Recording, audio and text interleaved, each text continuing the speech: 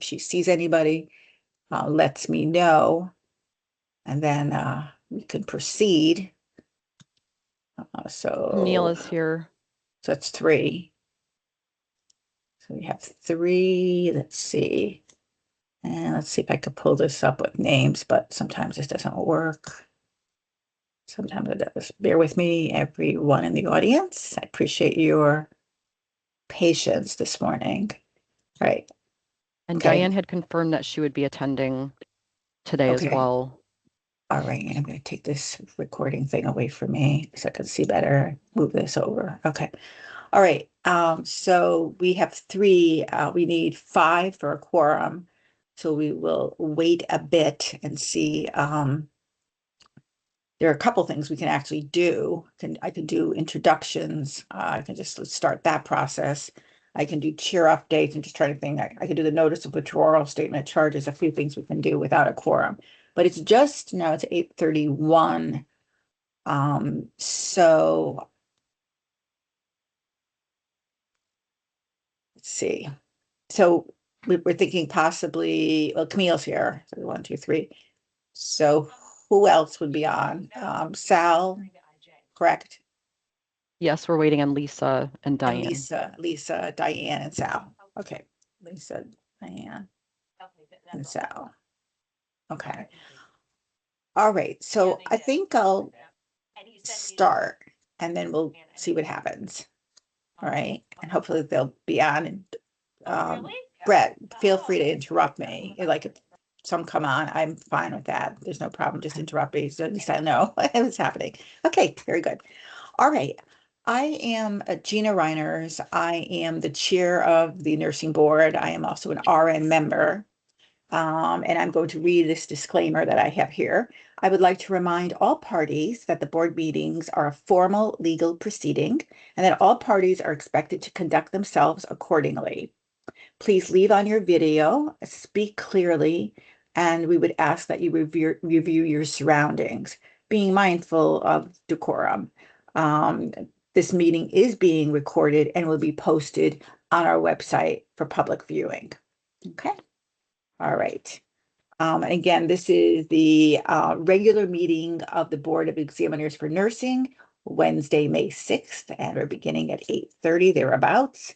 And I'll just go through calling out the board members so that they can introduce themselves. All right, so Cindy Arpin. Good morning, Cindy Arpin. I am an RN member and a nurse educator. Okay, thank you, Cindy. Let me go to Camille. Hi, good morning, everyone. Dr. Camille Payne. I'm an APRN board member. Okay, thank you, Camille. And I'm just going to call out just to see if others are on yet. So Salvatore Diaz, Sal Diaz. Okay. Mary Dietman. Mary's not going to be here. My apologies. Lisa Freeman. Sal is with us. Oh, Sal's there. Okay. All right. So let me go back. Sal, if you can, and you can hear me, can you introduce yourself? We're just in the introductions at this moment.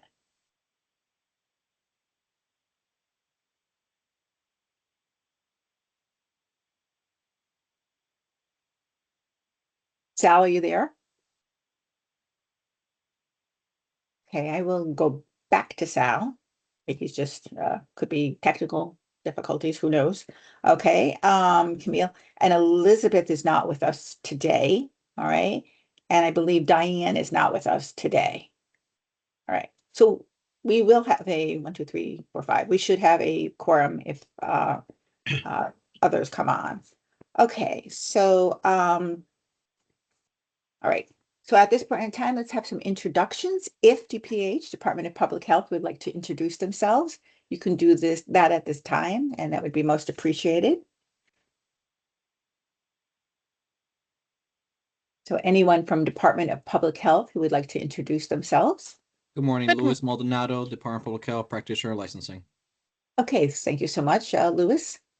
Good morning, Helen Smith, Department of Public Health. Good morning, Helen. Thank you. Excuse me, Madam Chair. Yes. Lisa just joined, so we should have a quorum. And Perfect. Diana's joining right now as well. So And Diane. Okay, Yes. excellent. All right, just so I know that. Thank you so much. All right. So let me just for a second. Obviously I'm here. I've got Cindy. We have Lisa. Sal is here, I heard, but we didn't respond at that point. We have Camille, and we have Diane. Is that correct? Yeah. Okay. So let me just Yes. go back for a minute, DPH. Hang on a second, and we'll get right back to you. So, Lisa, can you introduce yourself?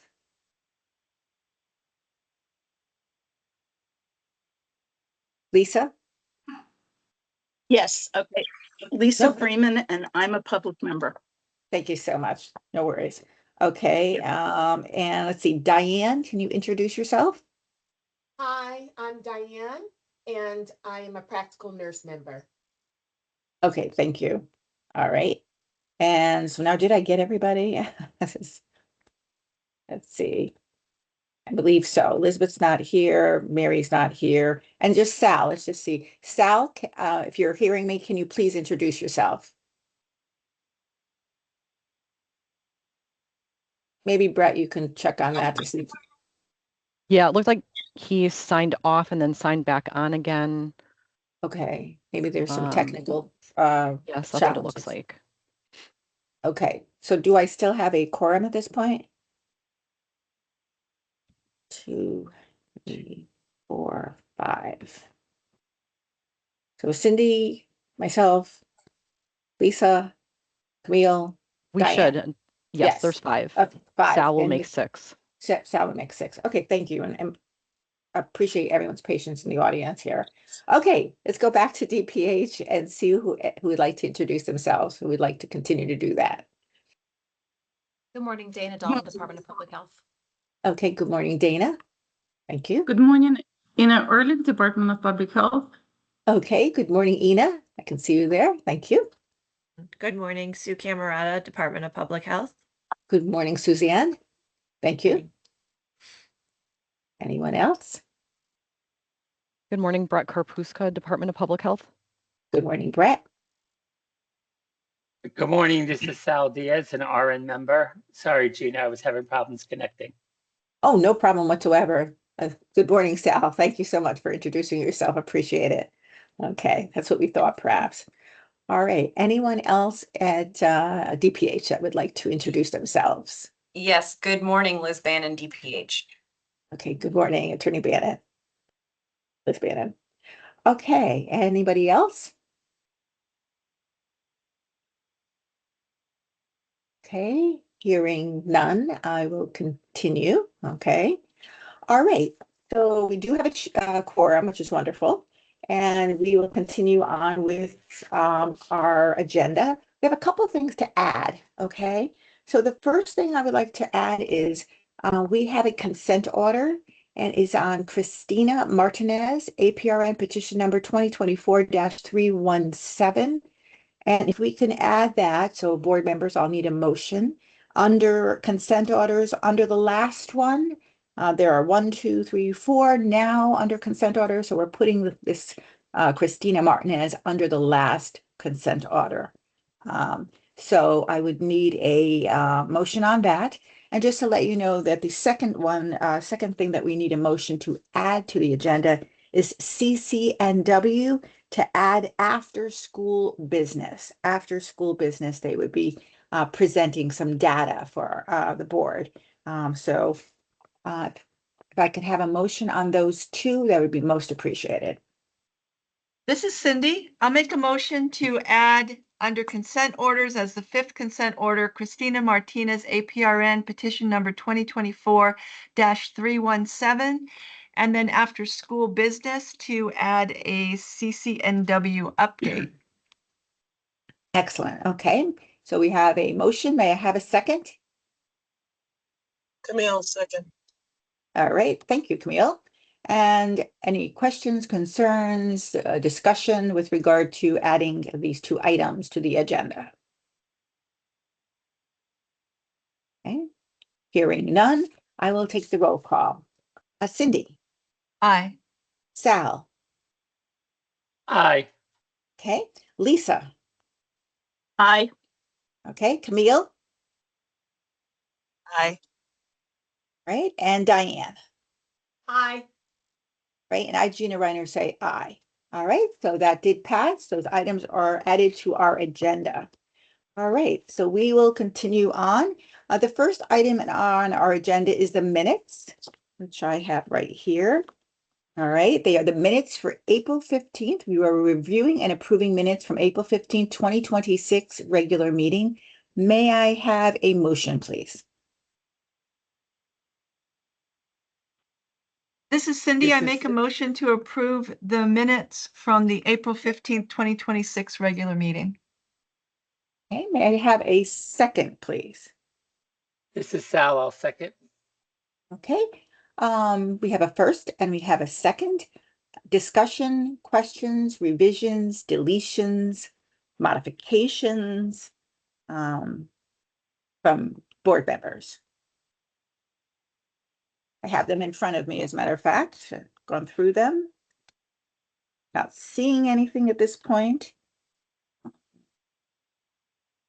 Okay.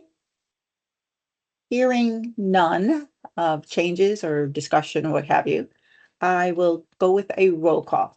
Okay. Cindy? Aye. All right. Sal?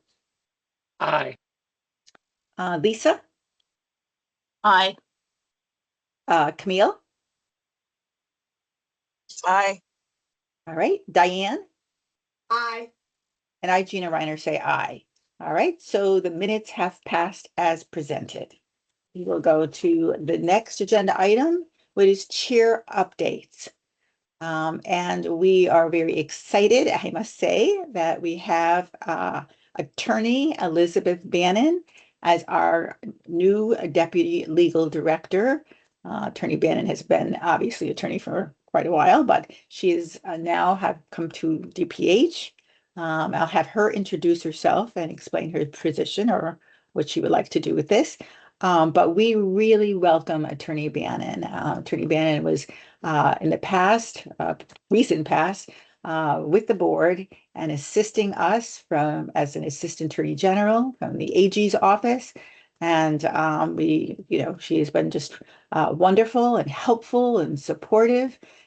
So we truly welcome her and embrace her being with our board at this point in time. And it's just a great thing. So Attorney Bannon, would you like to introduce yourself and tell us whatever give us a little bit of information if you'd like. Thank you, Madam Chair. I'm very excited to be back with the board. I've had the pleasure of advising you, assisting you, getting to know you in the past as an Assistant Attorney General, as Chairwoman Reiner has indicated. We did have a brief hiatus, but I'm back in a different capacity. But nevertheless, I'm here to support you in whatever way you need. Probably the easiest way to explain myself is I'll be the new Ryan. So if you have any questions, please don't hesitate to reach out. And again, just really looking forward to working with you again. Thank you so much. Thank you so much. All right. We will move on to motion for summary suspension. And this is on Quinta, ATEM, I'm not sure of the pronunciation, but NDI, I'm going to say NDI, RN petition number 2025-385. This is with Attorney Nanny. And I believe there is also a respondent's attorney. I'm not sure if the respondent's attorney is here, but let's first see if Quinta Adam NDI is here in the audience. Is Quinta Adam present? Just unmute yourself, introduce yourself. Okay, hearing none. Attorney Nanny, are you on at this point in time? Yes, good morning, Madam Chair. Anthony Nanny for the department. Okay, thank you. Oh, there you are. Great. And is Attorney Thomas Rome in the audience? Attorney Thomas Rome. That's R-O-M-E, if I'm not pronouncing Rome. Okay. All right. Attorney Nanny, can you present this to us? There was some indication that we are looking to potentially table this for another time. Could you go over that with us? Yes, I Before I submitted this motion, I reached out to her attorney. Unfortunately, he was not able to get back to me until after it was submitted. He represented to me that his client would not work as a registered nurse between now and the 20th for the next board meeting. He just asked that for the opportunity to discuss surrendering as an option after our conversation yesterday. So if the board is amenable based on his representations, I would just ask that this is tabled to the 20th in hopes that a voluntary surrender would be entered before then. But if the board would prefer to proceed, I am ready to proceed on the motion as well. Okay, all right. So board members, just to reiterate, Attorney Nanny is sort of requesting, putting forth to us if you want to table this for May 20th, because there is a potential possibility of a voluntary surrender of the license. And we would need a majority vote on this. The other option is that we just go forward, okay, with this motion for summary suspension. I do see Cindy's hand raised. Cindy, why don't I take your question or comment, and then we'll go into this. Go ahead. Okay, I was just starting the conversation. Yeah. I think we should proceed with the summary suspension. This person has had ample time to surrender their license, and we're not guaranteed that they will do that. And in the meantime, they're still out there with a license to practice. So Okay. I think we should continue. I would also love to hear Attorney Bannon's take on that. I want to follow the rules, but I think for public safety, we should continue with the summary suspension. All right. I will turn to Attorney Bannon just for a moment to just get her thoughts on this, her advice or assistance. So we have a motion for summary suspension. Obviously, we know what that means. Do we need a motion to table this? I understand we need a majority vote. But if we just don't want to do that motion to table this, can we just go with the motion for summary suspension? Yes, I think the short answer is yes. So the motion for summary suspension is on the agenda. Right. You can bring that to the floor to vote on that. Okay. During discussion, you can discuss whether tabling it would be appropriate. And then if it does look like there is an interest in tabling it, we can address that then. But I think you would need this to be brought to the floor for a vote first. Okay, right, that really helps. That definitely helps and assists us. Thank you. Thank you once again. Okay, so we do have a motion for summary suspension, as I said, for Quinta Atom NDI, RN petition number 2025-385. And so Attorney Nanny, do you want to review, give us those highlights of the case briefly, and then I will ask for a motion on this. Of course, Madam Chair. So this is a matter of Quinta Atom ND, RN, petition number 2025-385. This is an Operation Nightingale case. The respondent attended MedLife Naples and received an Associate of Science in Nursing. The department received an affidavit from the owner and operator of MedLife Naples that indicated students who did not reside in Florida while attending did not complete the requisite classroom hours or clinical training to receive an Associate of Science in Nursing. The department performed a Lexis search and did not find any Florida address tied to the respondent's record.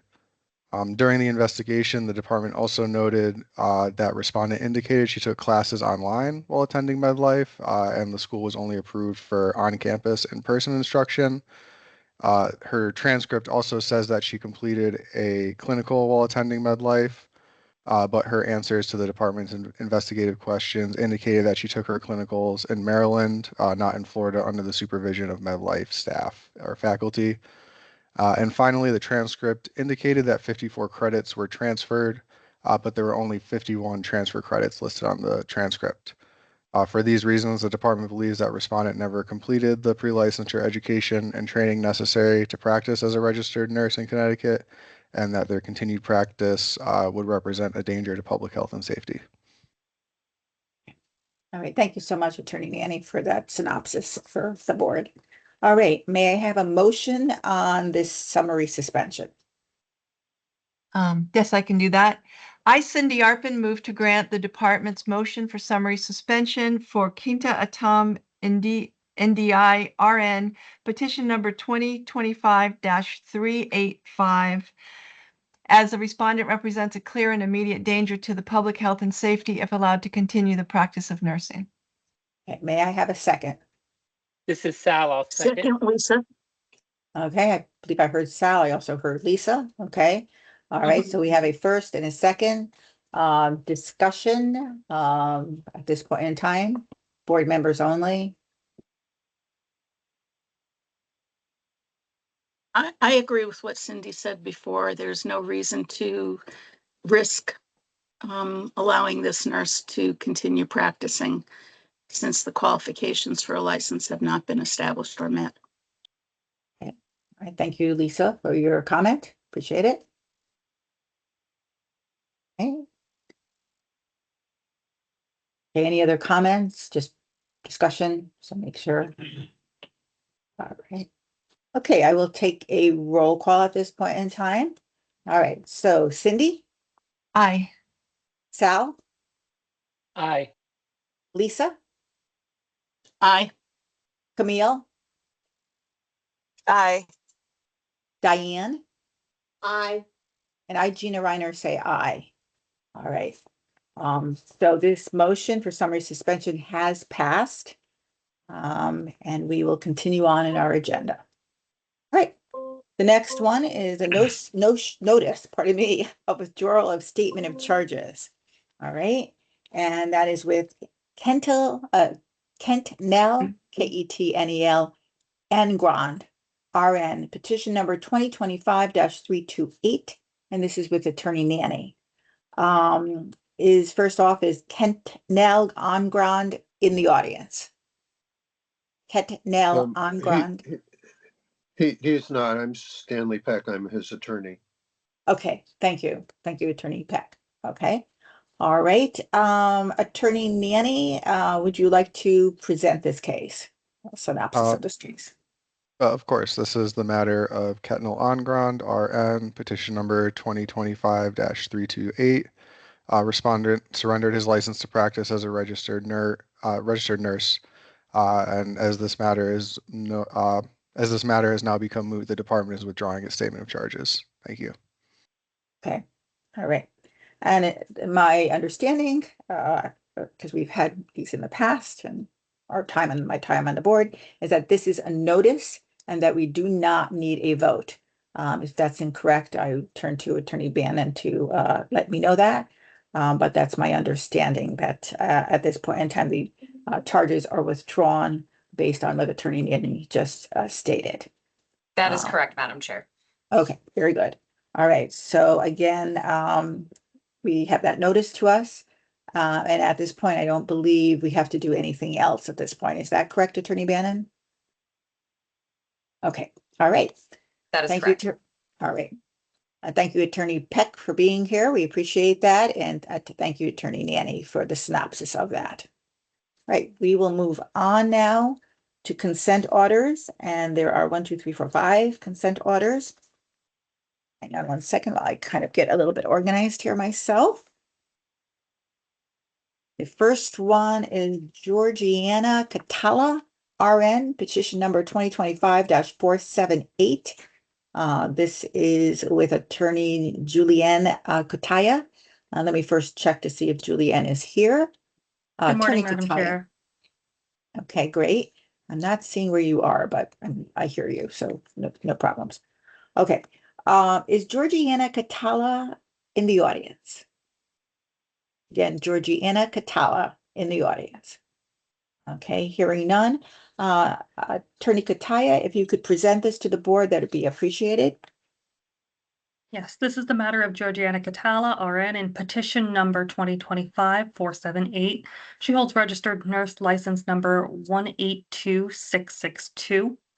She was participating in the Haven program through May of 2022 through March of 2025, associated with the excessive use or abuse of alcohol or controlled substances.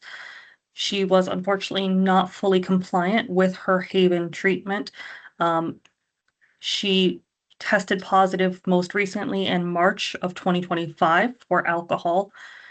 Since then, she has been subject to an interim consent order, so she voluntarily ceased practice. She has been compliant and continuing to test and has tested negative for well over a year now.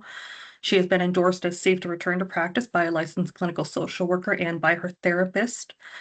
She has no prior disciplinary history, and the consent order being proposed here would place her on an additional 4 years of probation, during which she would continue to test for alcohol and controlled substances. She would submit to random urine screens weekly for the first and fourth years of probation and twice monthly for the second and third. She would continue to engage in medication management and attending anonymous support group meetings each month and engaging in therapy.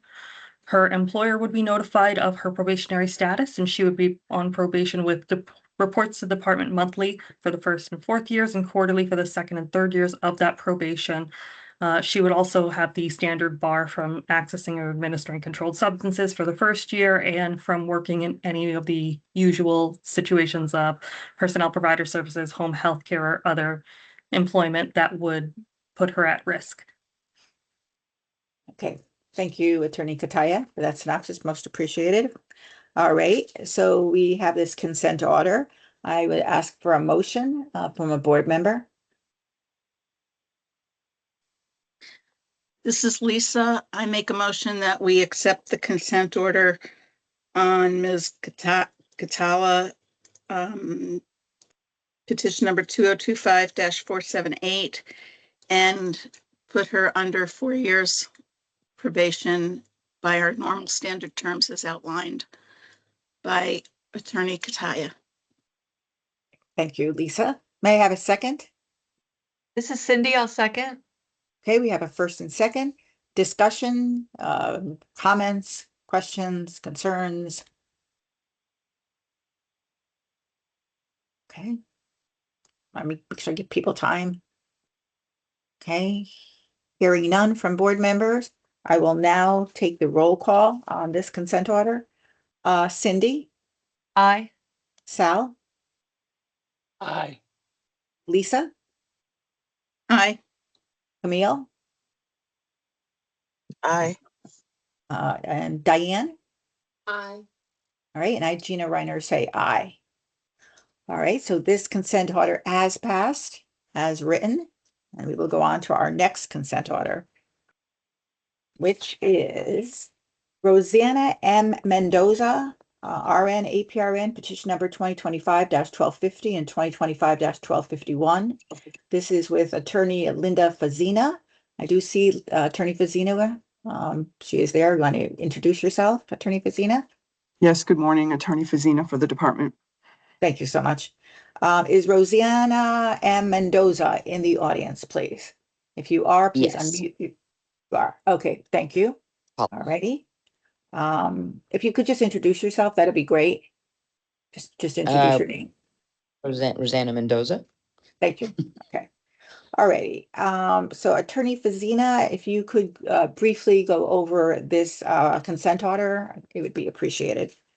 Sure. Ms. Mendoza, as indicated in the cover sheet, holds both a registered nursing license and an advanced practice registered nursing license. This involves, these petitions involve allegations regarding abuse or excessive use of alcohol and also an emotional disorder or mental illness that does and or may affect her practice as a nurse. The proposed consent order places her nursing licenses on probation for 4 years. It includes many of the customary terms, monthly therapy reports in the first and fourth years, quarterly in the second and third years, weekly random observed urine drug screens in the first and fourth years, and twice monthly in the second and third years, quarterly medication management reports, monthly employer reports in the first and fourth year and quarterly in the second and third year, the usual prohibition on self-employment, travel, nursing, and personnel provider service, homemaker, home health care, etc. The requirement that she attend at least 8 support group meetings monthly. And there's the standard tolling provision, but in addition, there is also a tolling provision in the event that as a member of the United States Navy Reserve, she is involuntarily ordered by the federal government to deploy for active duty. Thank you. Thank you, Attorney Fazina. for that presentation to the board. Okay, may I have a motion on this consent order from a board member?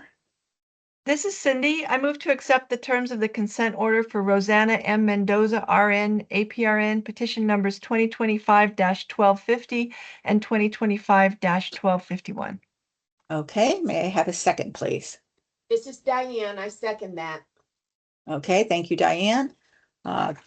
Discussion, questions, concerns, comments with regard to this consent order from board members only. Okay. Stop me if I'm going too fast, board members. All right. Hearing none, I will take the roll call. Cindy? Aye. Sal? Aye. Lisa? Aye. Camille? Aye. Okay. Diane? Aye. And I, Gina Reiner, say aye. All right, so this consent order as written has passed. Okay. Right, we will now go to our next agenda item under consent orders, which is Moraid Gormley, APRN, petition number 2025-431. And this is with attorney Julianne Kataya. And first, I see Attorney Kataya, thank you. Let's check and see if Moraid Gormley, APRN, is in the audience. Is Ms. Gormley in the audience? Good Thank morning. you. My name is Pat Noonan. I represent Ms. Gormley. She will not be here today. Okay, thank you so much, Attorney Noonan. All right, so Attorney Kataya, could you review this with the board, please? Yes, Madam Chair, this is the matter of Moraid Gormley, APRN, in petition number 2025-431.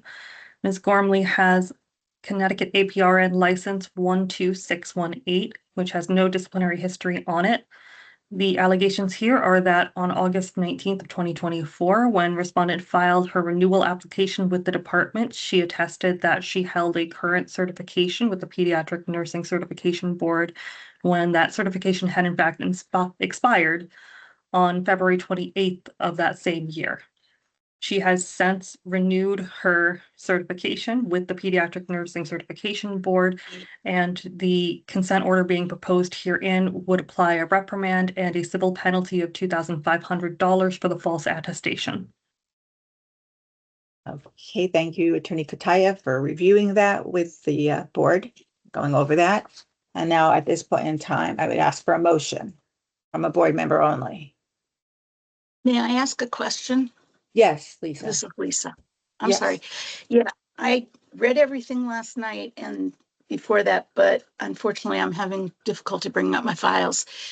Okay. Was her lack of renewing her certification, was that intentional or was it, was it admitted as an accident?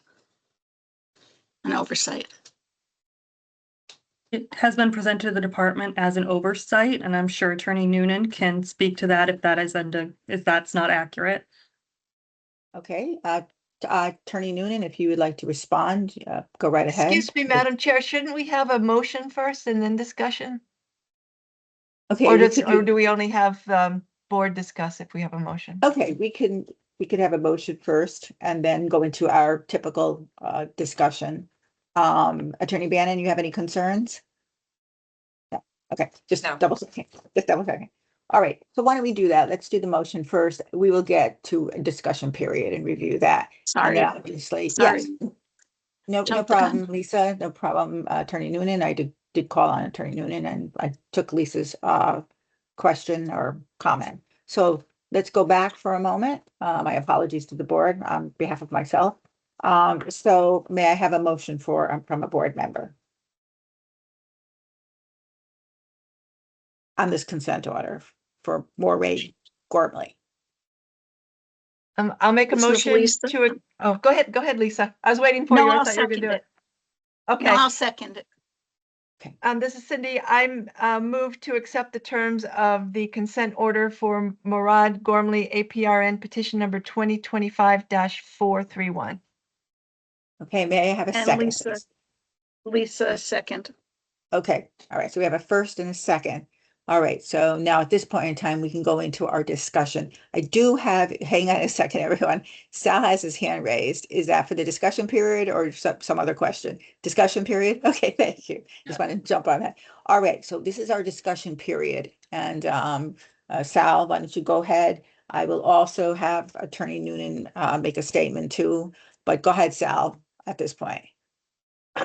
So, for me, this was an omission, a oversight, it seems, by the practitioner. So in this case, I have a hard time finding her $2,500 for making a mistake. She thought she still had it. I'm certified in other things, and there's been occasions that I missed it like a month or two. I had the wrong month. Not that that's an excuse or the right thing to do. I don't think this person did it on purpose. They thought they had the certificate, and then when they realized they didn't, they got it. So I can't agree with number 6. I don't think she should get a fine. That's just my take on it. Okay, thank you, Sal, for your comment and where you stand. Anyone else would like to make any other comment? Sal, Yeah, your this hand- is Lisa. okay. Sal, okay. This is Lisa. Go ahead, Lisa. I'm sorry. I agree with Sal. I think though, from point of view of a precedent and kind of making a little bit of a statement, because we do want people to be as attentive as possible, I think we should levy a $50 fine. Just so that people understand that it is important. And also we don't want somebody to come back, down the road and say, well, you didn't find this one and you didn't find that one. Why are you fining me? I mean, it could get a little dicey. If my logic is correct, then, fine. If not, correct me. Okay. Right. My take, this is me, this is Gina Reiner speaking, so is that I agree with Sal, I agree with Lisa in the sense that if it's just an oversight, I think, I'll be honest with you, I think obviously we want to make sure everybody gets on there and, gets their certifications on time and obviously the license and so forth. But if there's no malicious intent, and that's maybe not the right terminology, I'm not an attorney, and it's an oversight, I have a hard time with this whole entire consent order, to be honest with you. Obviously, and it's not like she was trying to hide something, and then, she immediately got it. It's got to do with some date. It's not years or whatever. So I have a hard time. The other thing is there's a reprimand and license. Now, correct me if I'm wrong. I mean, we have Attorney Bannon here, but I believe that reprimand stays on the license forever. I may be wrong on that, maybe wrong, but so I've been on this board for a long time. It's on the license forever, and then you have employers looking at that and reputation. So I just have a whole hard time, but that's just my personal opinion, professional opinion, personal opinion. I think 2,500 is a little high. I mean, if we stayed with this, and obviously we make a vote, I think it should be lower. The money should be lower. The monetary penalty should be lowered. But just my comment. Okay. Anyone else that would like to make a comment? Board members and Attorney Noonan, also your time to make a statement if you would like. I'm fine with that. Thank you, if I may. And I agree wholeheartedly with the notion that this case probably should have been dismissed. It was clearly not intentional. One of the things, and I don't know to what extent this comes through in the papers that all of you folks were able to review. One of the things that makes her quite different is she does not practice medicine. She does not see patients. She is a professor at UConn. And in that capacity is required to have a license, but she doesn't see patients. So she did forget. She had previously kept up with it. She forgot. The minute she found out about it, she did correct the problem. And And I'll tell you, she was apoplectic about it. I mean, trust me, this is not someone who will let this happen to her again. She understands the importance of doing this. I do think it would be a shame to, in this circumstance, give her a permanent record on her license. And I will tell you the reason, the practical reason she ended up agreeing to the $2,500. It was originally suggested that the penalty should be $7,500. And the practical reason why she finally agreed, even though she doesn't want to have a permanent black mark on her record, is frankly the amount of time and money it was taking up. And legal services cost money. So she finally said, well, look, if the best you can do is $2,500, let's do it. And I'll hold my nose and take my medicine.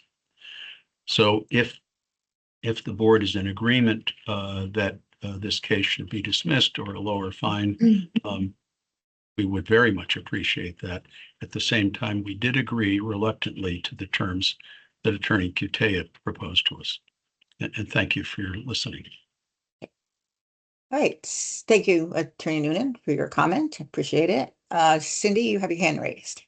Yes, just my 2 cents. I agree with you, Gina. I will be voting against this because I think it was very close. She made a mistake. Renewing my New York license, I came very close. I double checked my certification that's required for that, and it had expired. So I did it quickly before I renewed, but I could have easily have done the same mistake inadvertently. So I don't think there was malicious intent here. So. All right. Any other comments from any board members? Okay. Actually, this is Lisa. Yeah. I'm going to recommend that we dismiss the whole thing. Okay. If All I right. may, this is Liz Bannon. I just Yes. want to clarify for the board before it votes. Yes, The please. only issue pending before the board is whether to approve the consent order or reject Okay. the consent order. Okay. Okay. Very good. Thank you. Thank you for reminding us of that. All right. So I will take a roll call. This was to approve, just so we have it straight now that we understand it. That's the other thing, because sometimes we're doing all this talking with a little confusion there. Okay, including myself. So the motion was to approve. So think about it in your head of where you want to go. Right. And then I will do that right now, the roll call. And then I will have a question after that. And we'll ask Attorney Bannon a question. Okay. All right. So Cindy? Nay. Sal? Nay. Okay. Lisa? No. Okay. Make sure you're okay. Camille? Nay. Right. Diane? Nay. And I, Gina Reiner, say nay. All right. So just for teaching for a moment, a teaching moment for board members. We have some newer board members, whatever.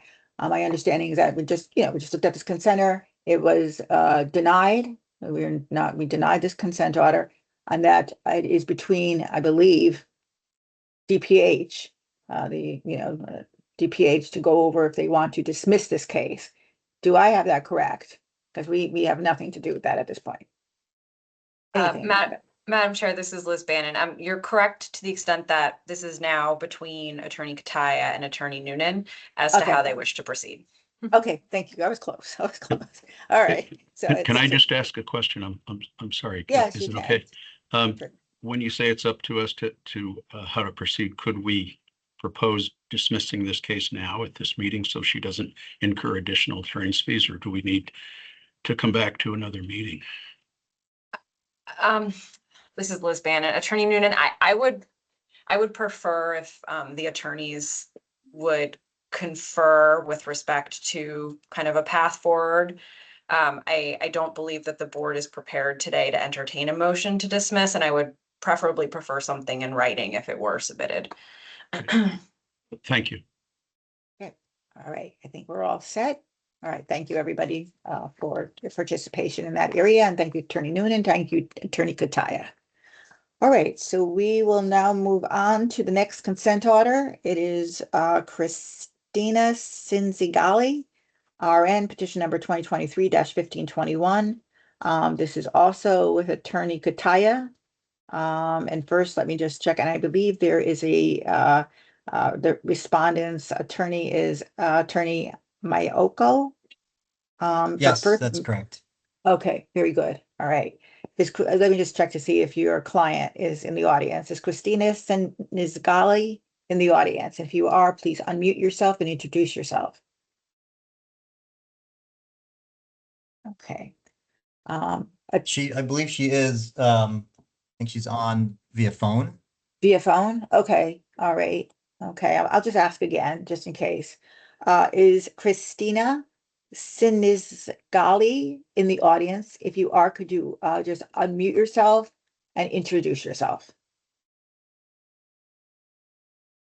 Okay. Sometimes there's. She might be figuring out the mute. Yeah, exactly. Okay, that's fine. Okay. All right. So, Attorney Kataya, if you could go over this case with us, we would appreciate that. Yes, this is the matter of Christina Sinzigali, RN, and petition 2023-1521. She holds registered nurse license number 152364 and has no disciplinary history prior to this incident. The allegations here are that between November 1st, 2021 and December 11th, 2023, and on multiple occasions, the respondent fraudulently created, modified, or submitted prescriptions for herself using a practitioner's credentials without their knowledge or permission. A consent order was previously submitted for consideration to the board and was which contained a civil penalty of $5,000, a reprimand, and a 6-month probation in which to complete coursework on ethics and scope of practice, which was rejected and sent back for additional consideration. The consent order being proposed herein incorporates some of the comments made by the board members at the prior prior denial, I should say, which still will place a reprimand on the respondent's license. It increases the civil penalty to $15,000 and places respondent on a 2-year probation in which she will still be required to complete coursework in ethics and scope of practice, but will also require that she engage in medication management, subject herself to supervision, and have the supervisor provide reports to the department, and she will be limited from employment in personnel provider services, homemaker health agencies, self-employment, or travel nursing. I will note, just for the record, that again, the prescriptions that were being created or modified in this situation were not controlled substances or substances that were flagged for potential for abuse. So there are no allegations here of substance use or abuse. All right. Thank you, Attorney Kataya, for that synopsis. All right. So what we'll do is we'll get a motion on the floor, first and second, then we'll open up for discussion, just as we did in the last one. I'm sure. All right. So may I have a motion for this consent order?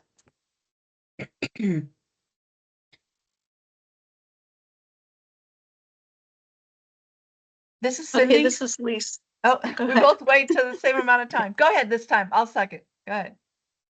Okay, I make a motion that we accept the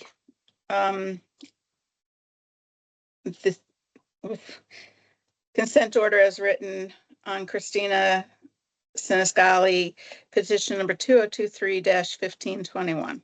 Okay. May I have a second, please? This is Cindy. I'll second.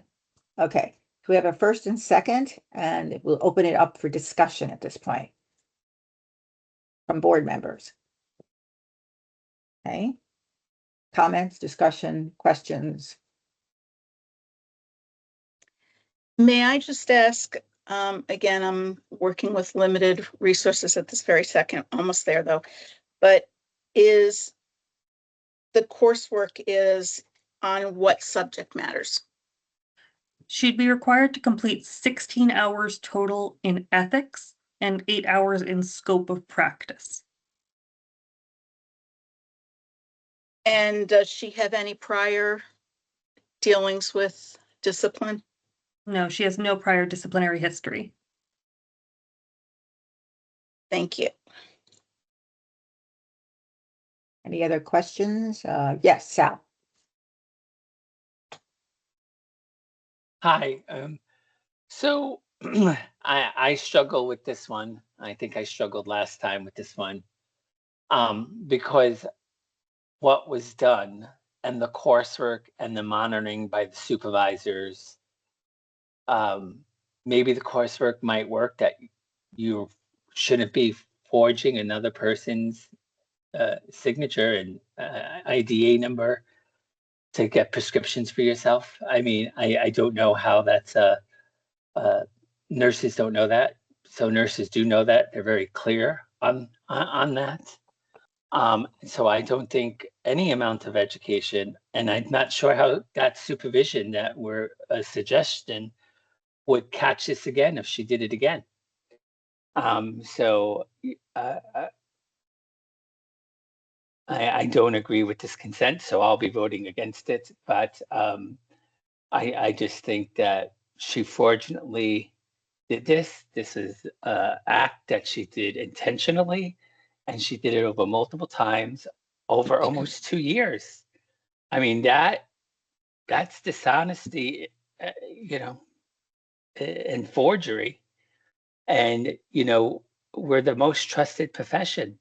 And I don't know how we keep somebody in the profession who's done this over 2 years and how we change that behavior or how we monitor that behavior from not happening again. Because really, this has to be a pharmacist that reports it or somebody who reports it that she's using this number, or they call and get clarification from the prescriber on an order that came in. So that's my take on it. All right. Thank you, Sal, for your comments. All right. Any other comments from board members? Discussion? Yes, Cindy. Oh, you're on mute, Cindy. I'm just going to agree with Sal because since this is not a controlled substance, it would fly under the radar and not be reported by the DEA. If they see multiple prescriptions, they do something, but this one wouldn't be.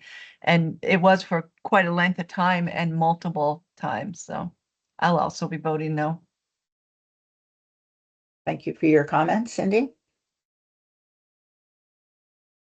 Any other comments from board members?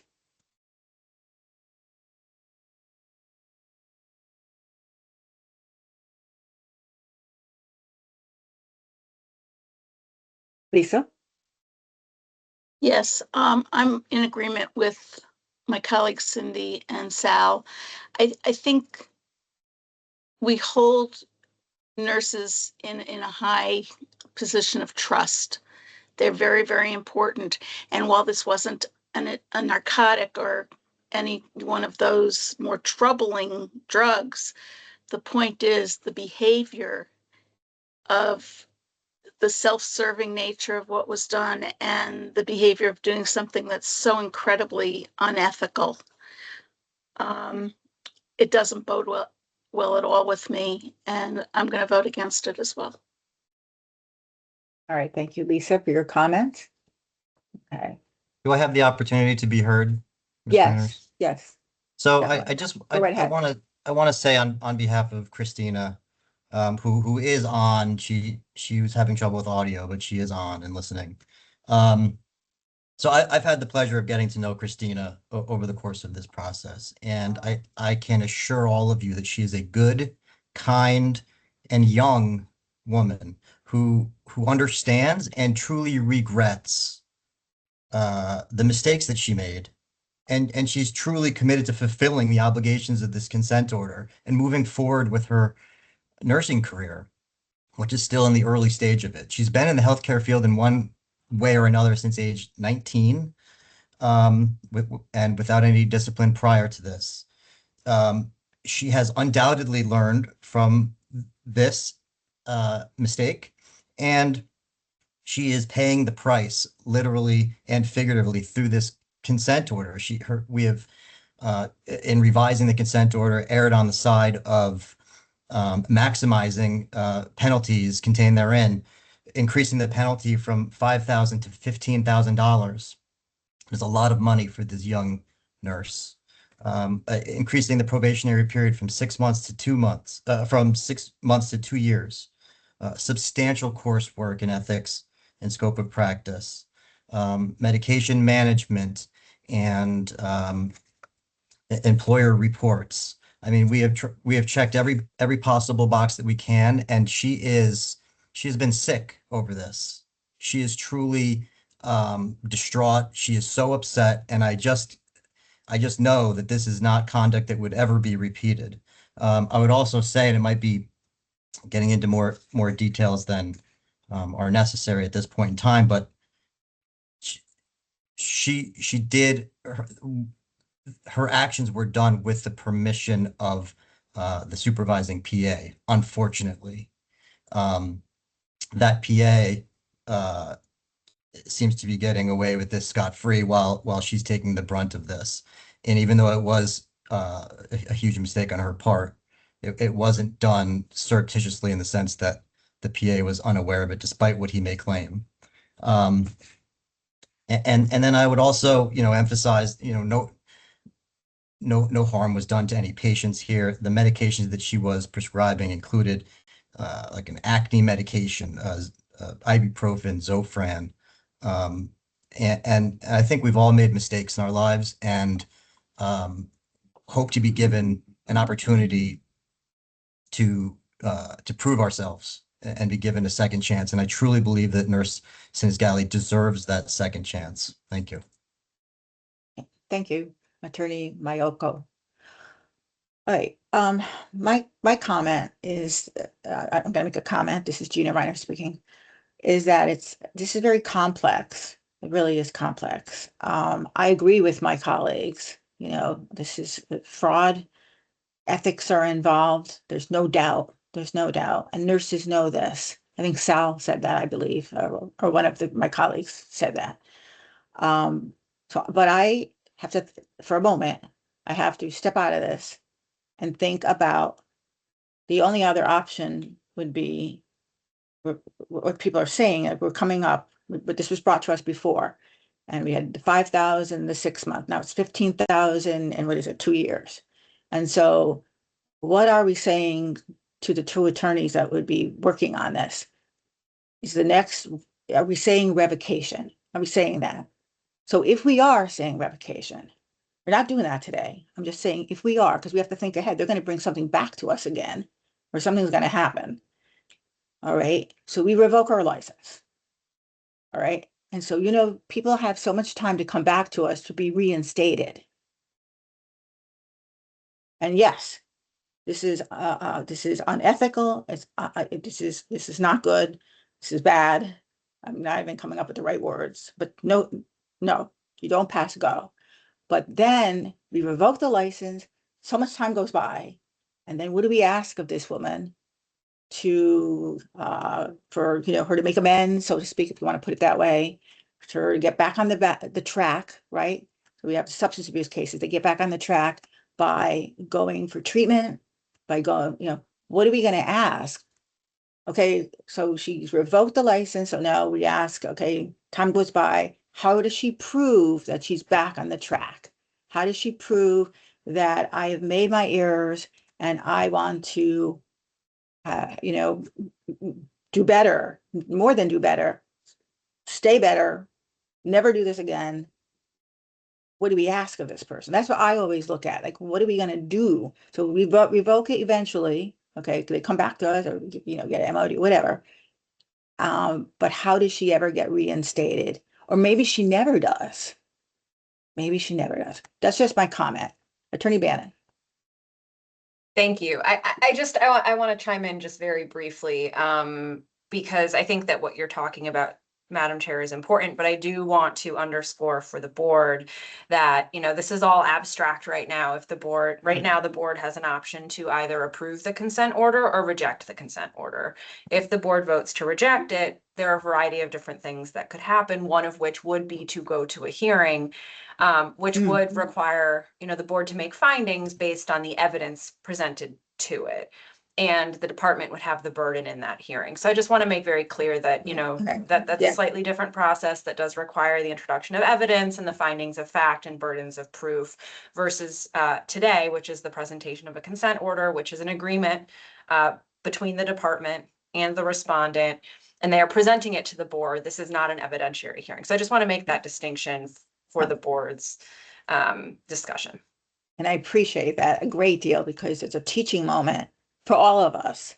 And that's a different process. And if there's a hearing, then we hear all the evidence or we weigh it and so forth, and preponderance of the evidence and so forth and so on.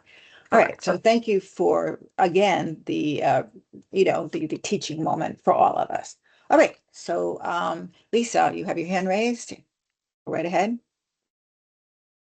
I do. I just want to put something out there. I know we can't form the consent order here during this, but I'm thinking about this and what was just represented by Miss Sinisgalli's, I'm sorry, I'm butchering the name, attorney, and that she is a young nurse and she, it's complicated. I want to suggest, if we're able to, that perhaps, I'm going to still reject this consent order, but that the attorneys renegotiate it, and perhaps the amount of the fine is not what's so important, but here we're a board that tries to teach things to the nurses and the people that come before us. We try to teach the right way to go forward rather than punish people. And maybe the better teaching way will be to have this nurse do 5 hours or 10 hours of speaking to other nurses in classrooms and things like that about the importance of ethics, about the importance of not caving into pressure from people in a more authoritative position, things of that nature, so that they will learn and it will strengthen them, because on one hand, we are causing them to have to speak for what they did, but on the other hand, we're standing up for them as well. And that's it. I just want to put it out there. Okay, thank you, Lisa, for your comment and suggestions. All right. So any other, Sal, sorry about that. Sal has his hand raised. Go right ahead, Sal. Yeah. Again, I'm just going to put it out there. I heard the attorney, and maybe I misheard. I heard that she's a young nurse. She's regretful for doing it. And then within probably 5 or 10 minutes, he then said, well, the PA did say that she can do it, but now he's lying. So I think this needs to be fair to her. I think it needs to go to a hearing so we can hear everything and make a fair judgment on this nurse. Because what I heard is she believes that the PA is not telling the truth, and that she did have his permission, if that's the person who DEA number she used. So I think, in all fairness to the nurse, it needs to go to a hearing, and like Attorney Bannon said, and then the burden of proof, and then we can make a better decision on how to handle this nurse fairly.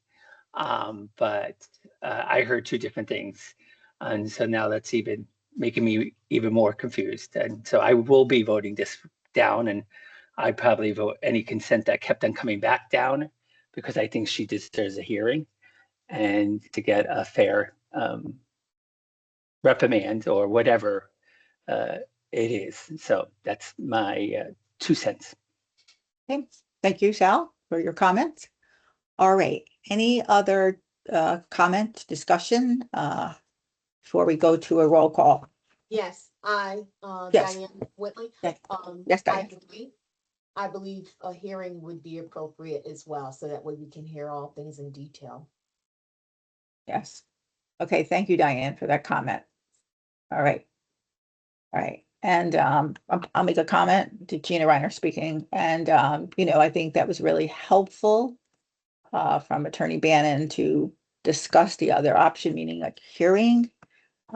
So again, I think as Sal said, and Diane now said that perhaps that would be the best way to go to actually review this case for all parties involved.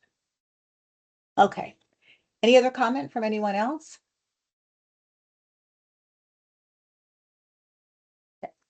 Right, I'm going to take the roll call. Now this, just so everybody remembers now, that I even have to do this. This was in favor, perhaps that's not the right word, but this motion was to approve the consent order, all right, and make sure we're all on the same page. All right. And so I will begin with the roll call. Cindy? Nay. All right. Sal? Nay. All right. Lisa? Nay. Camille? Nay. All right. Diane? Nay. And I, Gina Reiner, say nay. All right. So this consent order was not passed. All right. Right. So we will move on. Bear with me for one moment while I gather my things here. All right. So our last consent order is Christina Martinez, APRN petition number 2024-317. And I do apologize, but I was told, but I'm not sure who the attorney is on this. Is this Joelle Newton, Attorney Newton? Are you covering this one? Good morning, Attorney Joelle Newton for the department. This was placed on the agenda late yesterday afternoon, and it was cut. And notice was provided to respondents' counsel.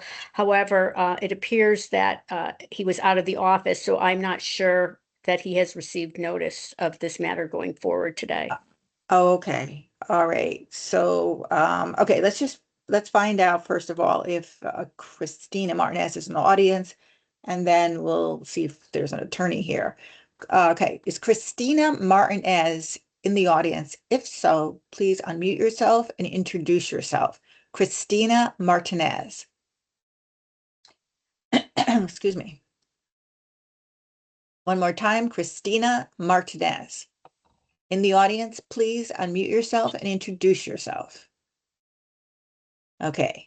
All right. So no one is coming forward, so I'm not hearing from anyone. Is there an attorney for Christina Martinez in the audience? Please introduce yourself. An attorney for Christina Martinez. All right. So we're not sure that the attorney or the respondent has been given notification. Is that correct, Attorney Newton? It was provided by it was placed on the agenda yesterday afternoon. Yeah. And we were both respondent and the department was notified, and respondent's attorney, the email that I received said he was out of the office. So I'm not aware whether he has received notice or not that the matter is going forward, as email I received stated he was out of the office. Okay. All right. So let me just ask Attorney Bannon if she is still here. Let's see, where is she? Attorney Bannon, are you still in the audience? Maybe not. Madam Chair. Oh, there she is. Okay, I found her. Okay. All right, Attorney Bannon. So this is on, yes, go right ahead. She's not in the meeting currently. She had to go introduce herself in another board meeting. Okay. So she should be back in a couple minutes. Okay. But I believe if the board decides that they would like to move this to another meeting so that we can, notify the parties, give them a little bit more notice, that's an option. Okay, that we can do that if that. Okay. All right. So, all right. So we can opt, board members, we can opt because the attorney's not here, or there's notification concerns. I don't know exactly, but there's notification concerns, including the respondent, and at times respondents are not here for these consent orders. But we would like to see if there's any concerns about it. We could put this onto another board time. Cindy, you have your hand raised at a board meeting. Yes, I'd like to ask Attorney Newton, is this respondent currently summarily suspended? No, and there's no immediate threat to the public health and safety at this point that the department is aware of. Okay. Okay. All right. So this, so we're all clear, she's not suspended. All right. So we could table this for the moment until Attorney Bannon returns. I mean, we could do that. Come back to it, The right? department would ask that it be placed on the next agenda for the next Okay. meeting. Okay, Attorney Bannon is back. Wonderful. So we are on, if you're following us, we're on Christina Martinez, the added consent order. There's a concern that the respondent's attorney did not get notification. Attorney Newton, do you want to just repeat that for Attorney Bannon so she knows what's happening? I think I understand. This is Liz Bannon. Okay, Attorney sure. Newton, you're just requesting that this be essentially continued to the next board meeting? Correct. Okay, that's fine. So the It's board fine. can bring that Yeah. to the floor for a vote. Okay, all right, so I will ask for a motion to continue this to the next board meeting, which I believe is May 20th, if I'm not mistaken. So may I have a motion for that? This is Sal. I'll motion to continue this. Christina M. Martinez, APRN, petition number 2024317 to the next meeting. Okay, may I have a second on that? This is Diane. I second that. Okay, Diane, thank you. Questions, concerns, discussion? Hearing none, I will take a roll call. Cindy? Aye. Sal? Aye. All right, Lisa? Aye. Camille? Aye. Diane? Aye. And I, Gina Reiner, say aye. All right, so this will be moved to the next board meeting of May 20th. Okay, we will continue on in our agenda. And it's proposed memorandum of decisions. There are 3 of them. The first one is Nuskinson Gladstone Judy, RN, petition number 2025-622. Everyone again must have received this in their packet. I have that right in front of me. And let me ask if Miss, I'm not sure, but Nuskinson Gladstone Judy is in the audience. If you are, could you introduce yourself, please? Okay. Is there an attorney for Nuskinson Gladstone Judy in the audience? Please unmute yourself and introduce yourself.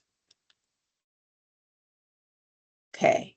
All right. And so we don't have either coming forward, correct? And so I would have asked the attorney if there was an attorney or the respondent if they wanted to be heard on this case on the proposed MOD and briefly give a statement, but there is no one responding at this point in time. And I don't have any of our attorneys' names on this, as you can see from the agenda. So I will, at this point in time, ask for, now remember, these are proposed MODs. They were completed by a panel. They're coming before us, and we sort of have to vote on them now. They're proposed. All right. So it's not a regular MOD, it's proposed, and then we make the last, our authority at that point in time, and just so everyone in the audience understands. And it is for revocation. All right. So at this point in time, I would ask for a motion on this proposed MOD. This is This is Sal. Cindy. I motion. Okay, Go ahead, go ahead, Sal. Okay. If you want to. So, Hi, this is Sal. I motion to approve Nowinski Gladstone Judy RN. I apologize for butchering the name. Petition number 2025622 for written for revocation. okay. And may I have a second? This is Cindy. I'll second. Okay, we have a first and a second. And again, this is a proposed, keeping that in mind. First and second, discussion, questions, concerns. Reading through this was a Nightingale case, so. Yes, Makes sense. exactly. So I should have probably said that, make it easier to say this is a Nightingale case. Thank you for that, Cindy. Very helpful. All right. All right, hearing nothing, no comments, questions, so forth. I will take the roll call on this one. Cindy? Aye. Sal? Aye. Lisa, Aye. Camille, Aye. Diane, Aye. and I, Gina Reiner, say aye. And yes, this was for revocation and it was a Nightingale case. All right, so thank you, board members. And that proposed MOD has passed. We will move on to the next one, which is Louis H. Alfaro. This is LPN petition number 2023-1256. Let me first ask if Mr. Alfaro is in the audience, and if so, please unmute yourself and introduce yourself. Okay. Hearing none. All right, and I will ask if there's an attorney representing Mr. Alfaro in the audience to introduce yourself. Excuse me. Good morning, Attorney Richard Brown. For Okay, the, Attorney. Respondent. Okay, thank you, Attorney Brown. Okay. That down, so I remember that. Okay. All right. And all right, so we do have this proposed, let me just grab this in my hand here. Proposed MOD in front of us. It is for revocation. Hang on one second. Let me just. Yes, okay. I just wanted to double check something. Okay, thank you for your patience. So I will at this point in time ask for a motion. We'll get a motion, a first and second. We'll open up for discussion. If Attorney Brown has, I will ask Attorney Brown if he wants to make a statement, and we'll go from there. May I have a motion on this proposed MOD for Luis Humberto Alfaro, LPN, petition number 2023-1256? Yes, this is Lisa Freeman, and I motion that we accept the proposed memorandum of decision on Louis Alfaro, petition number 2023-1256, calling for revocation. Okay, may I have a second? This is Sal. I'll second. Okay, so we have a first and a second. We'll open it up for discussion. And Attorney Brown, do you wish to be heard on this proposed MOD? Yes, thank you. Briefly. Yes, go right ahead. Well, sure.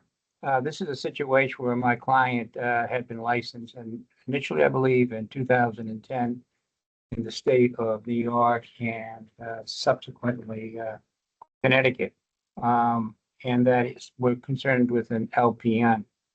At some point, after being licensed in New York, my client petitioned to be licensed via New York into Connecticut.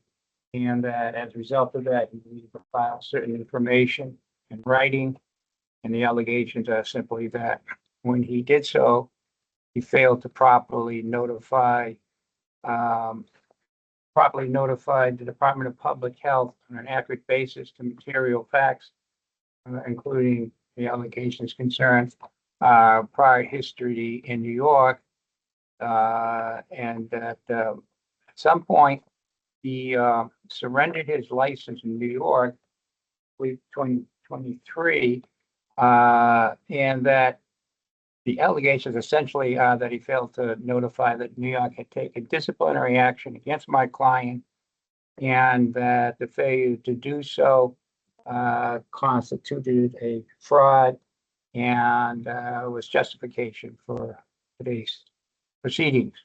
My client's position is simply that at the time that he filled out this application, he had surrendered his license, and he understood it to mean that he did so before New York DPH authorities took any action against his license, and consequently he believed, right or wrong, that that did not constitute a action against his license by the state of New York.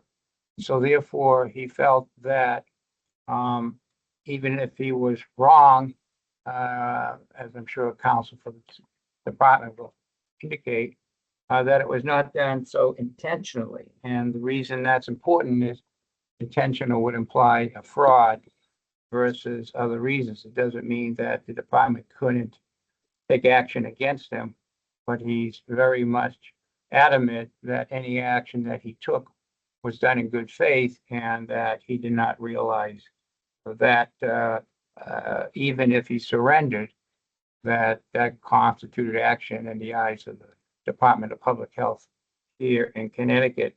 The other part that was very troublesome to him and confusing to him is that most of the time we're talking about certain action that automatically would cause a license to possibly be revoked had to do with committing a felony. The incident in New York was not a felony, it was a misdemeanor. And I happen to do a lot of criminal law, and I think that in Connecticut, that would also be analogous to a misdemeanor and not a felony. In his eyes, he felt that because it wasn't a felony, he did not have to report it. So those two things are what landed him here today. So his position is simply that the findings in this particular case should include any reference or any allegations concerning any possible fraud on his behalf. I might add finally that I don't believe, other than the incident in question that I discussed, that in all the years he's been practicing, that he's had any other disciplinary action taken against him. Thank you. Thank you, Attorney Brown, for your comments. Okay.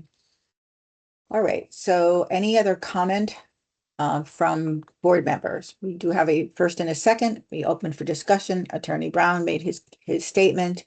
Lisa. Yeah, I just want to put on the record that I don't think we're reopening this hearing. We are simply accepting or not the final result of the hearing. It was given a fair hearing, and I think that it's important to note that the charges were not minor charges. They were charges that violated the rights of the patient, the security of the patient, and the overall health of the patient on many different levels. So I think it's incumbent upon us to accept the hearing findings as they were and to approve the memorandum of decision. Thank you, Lisa, for your comments. Any other comment from board members?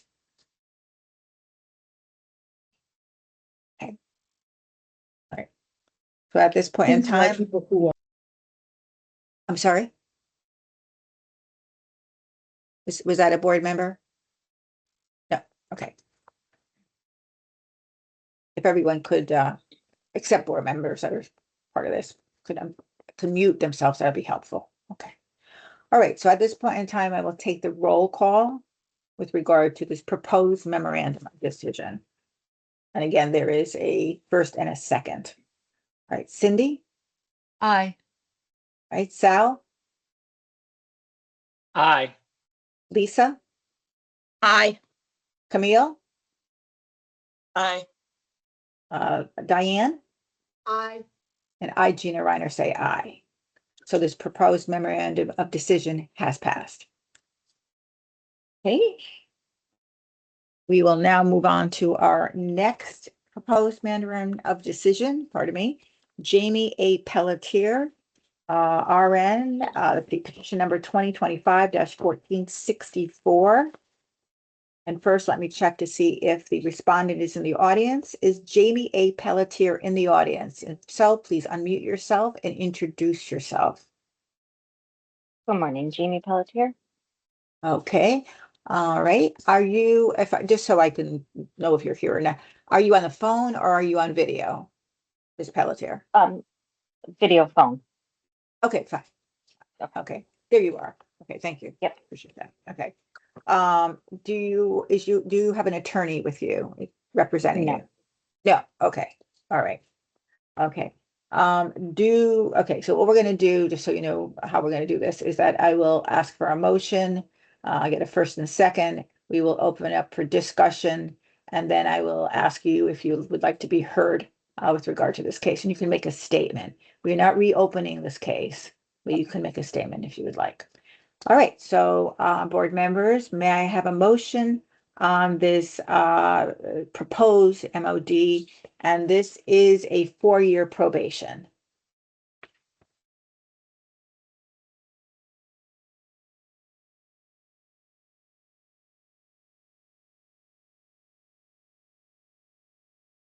This is Lisa. I make a motion that we approve the 4-year probation outlined in the memorandum of decision for Jamie Pelletier, petition number 2025-1464. Okay, may I have a second, please? Diane, I approve. Okay, so Diane, you're making a motion for a second, correct? Oh, second, yes. Okay, thank you. So we have a first and a second. All right, and we'll open this up for discussion. Before we do that with board members, Ms. Pelletier, if you'd like to, it's up to you. You don't have to, but would you like to be heard and make a statement? No, thank you. Okay, all right. I will open it up now for discussion, questions, concerns from board members.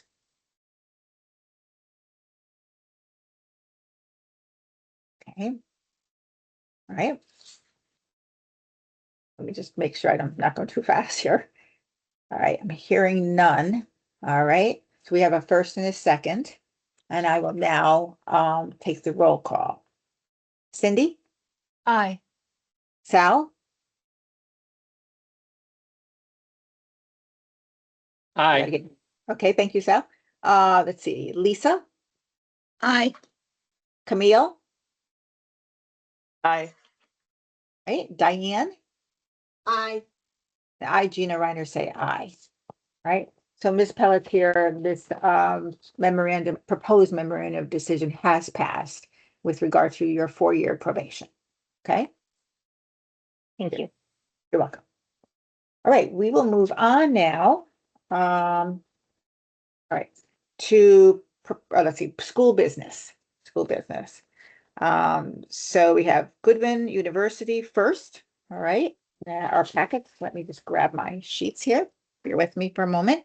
We do have a BOEN write-up also.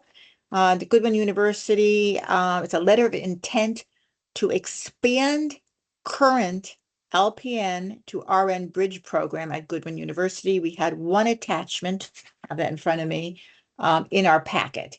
So who is here from Goodwin to represent Goodwin? This is Vivian Friday, Dean of Nursing. Okay, thank you so much, Dr. Friday, Vivian. All right, okay, and everybody should have received this. I'm here as well. This is Missy Quinlan, Vice President of Institutional Effectiveness. Okay, very good. Oh, there you And are. Okay. Michael Pardalis, Provost at Goodwin University. Okay, just trying to find you all in my little blocks here. Okay, okay, see you all.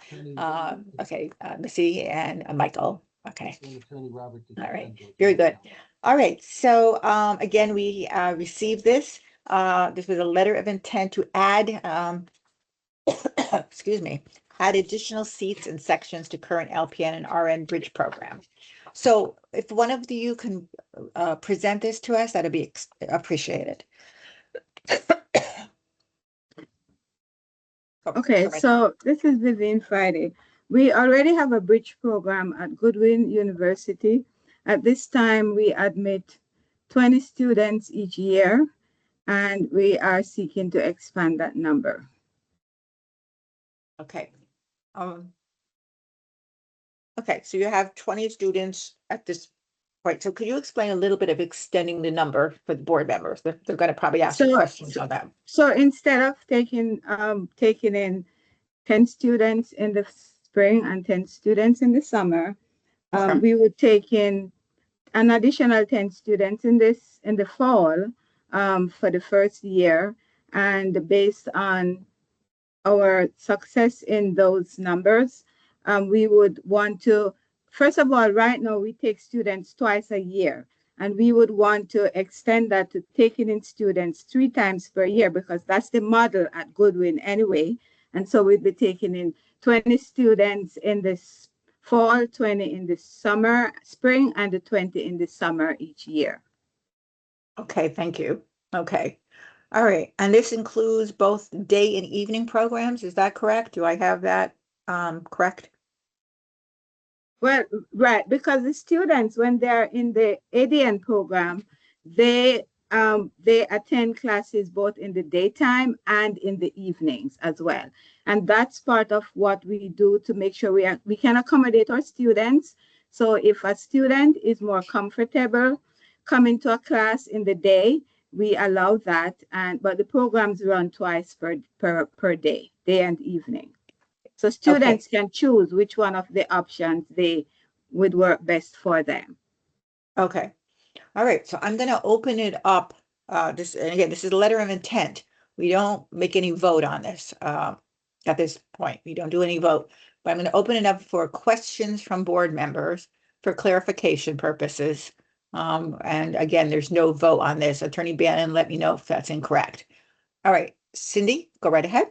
Yes, hello, Dr. Friday. I just wanted to clarify, you say that you propose having 60 students a year, but your letter says that you currently have 60 a year and you're proposing to go up to 120 and then 180. I just want to make sure. That's a date issue. We forgot to change that. We just didn't, the date was wrong. So we haven't started this yet. That should be 26, 27. I apologize. Okay, and then you plan to go up to 120 and then 180 students?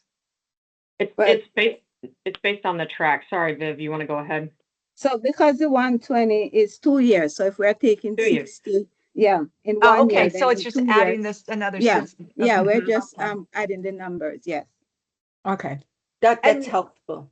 Yeah. Thank you, Cindy, for asking that question because it was a little confusing. Go right ahead, Cindy. Yep, and I also your LPN to RN program, you currently run this, right? Excuse my ignorance for asking.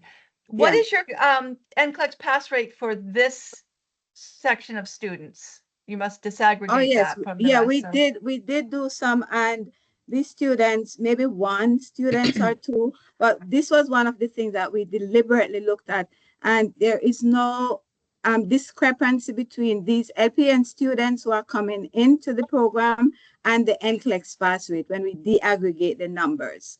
So what is their NCLEX pass rate?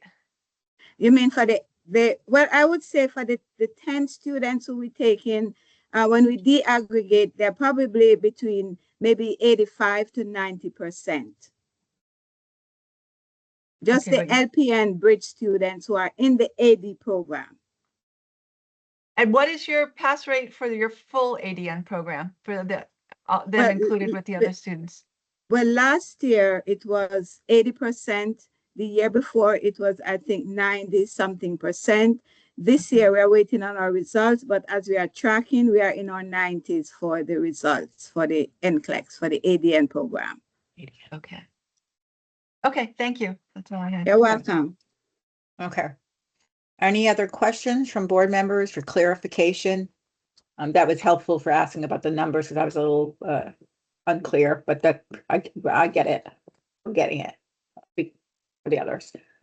Okay, anybody else for questions? Again, this is for, let me increase the number of students.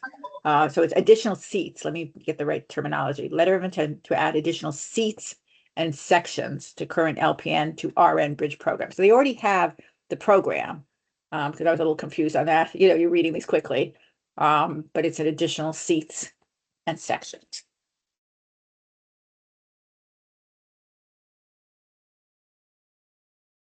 Okay, not seeing any questions from board members at this point. I'm seeing no's. Okay. All right. So my understanding, and I'll turn to Attorney Bannon, is that this is a letter of intent that we don't need a vote. Is that correct, Attorney Bannon, at this point? So, Madam Chairwoman, I'm going to turn your question back to the board. Yeah, please. Under the regulations, there are certain proposals that do require board approval, which means that the board would need to vote. One of those is a major curriculum change. So I would defer to the board as to whether this proposal constitutes a major curriculum change, which would therefore require a vote. However, if the board does not consider this a major curriculum change, and I would encourage board members to continue asking questions if that would be helpful, then no vote would be needed. Okay, all right. As Attorney Bannon said, if this is considered a major curriculum change, we would need a vote. If it's not considered a major curriculum change, if we are talking about this and it's not considered that, we would not need a vote. They're just letting us know. And we've got this letter, we know. All right. So board members, questions, asking, the question to ask Goodwin is the curriculum itself, has that changed? Will that change? That's the point, right? So attorney, excuse me, Dr. Friday, I have a bit of a tickle. Dr. Friday, is there any curriculum change with regard to the additional seats and sections? No, because the program already exists. We are going to be offering the same LPN Bridge program. It's just that we need the numbers increased. Okay. All right. So we want a clarification on that. Any other questions with regard to curriculum changes? That was what was told to us, that there's not a curriculum change. It's just additional numbers. Total clarification here. Okay. Hi, this is Sal. Go ahead, Sal. Dr. Friday, I'm looking, and maybe this is wrong, in 2025, last year, it says that Goodwin had a 73% pass rate. Is this document wrong in the Department of Public Health? Was that for the ABSN or the ADN? Oh, sorry. It was for the bachelor's. ABSN. The BSN. Thank you. My apologies. Thank you so much for the clarification. Okay. All right. So I'm not hearing anything from board members. It sounds like, I'm just trying to make a synopsis here. Board members, stop me. Got a question? Stop me if I'm saying it wrong. The synopsis is my understanding there's no curriculum change. They are adding additional seats and sections. They went over the numbers with us.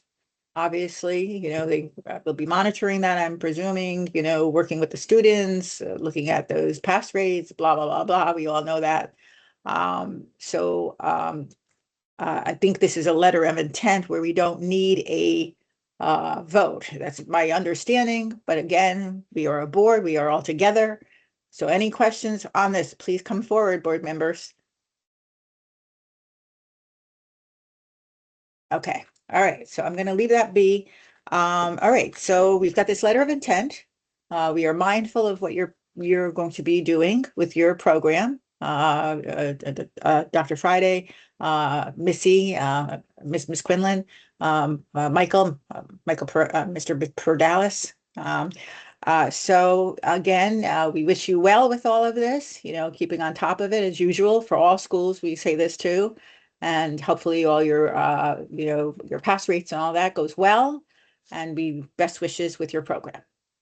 Thank you, Dr. Ryan. Thank you for the time. Thank you, board members. Okay. All right. We will continue on to our next agenda item. All right, bear with me for a moment. University of Bridgeport. Okay, this is a qualification review.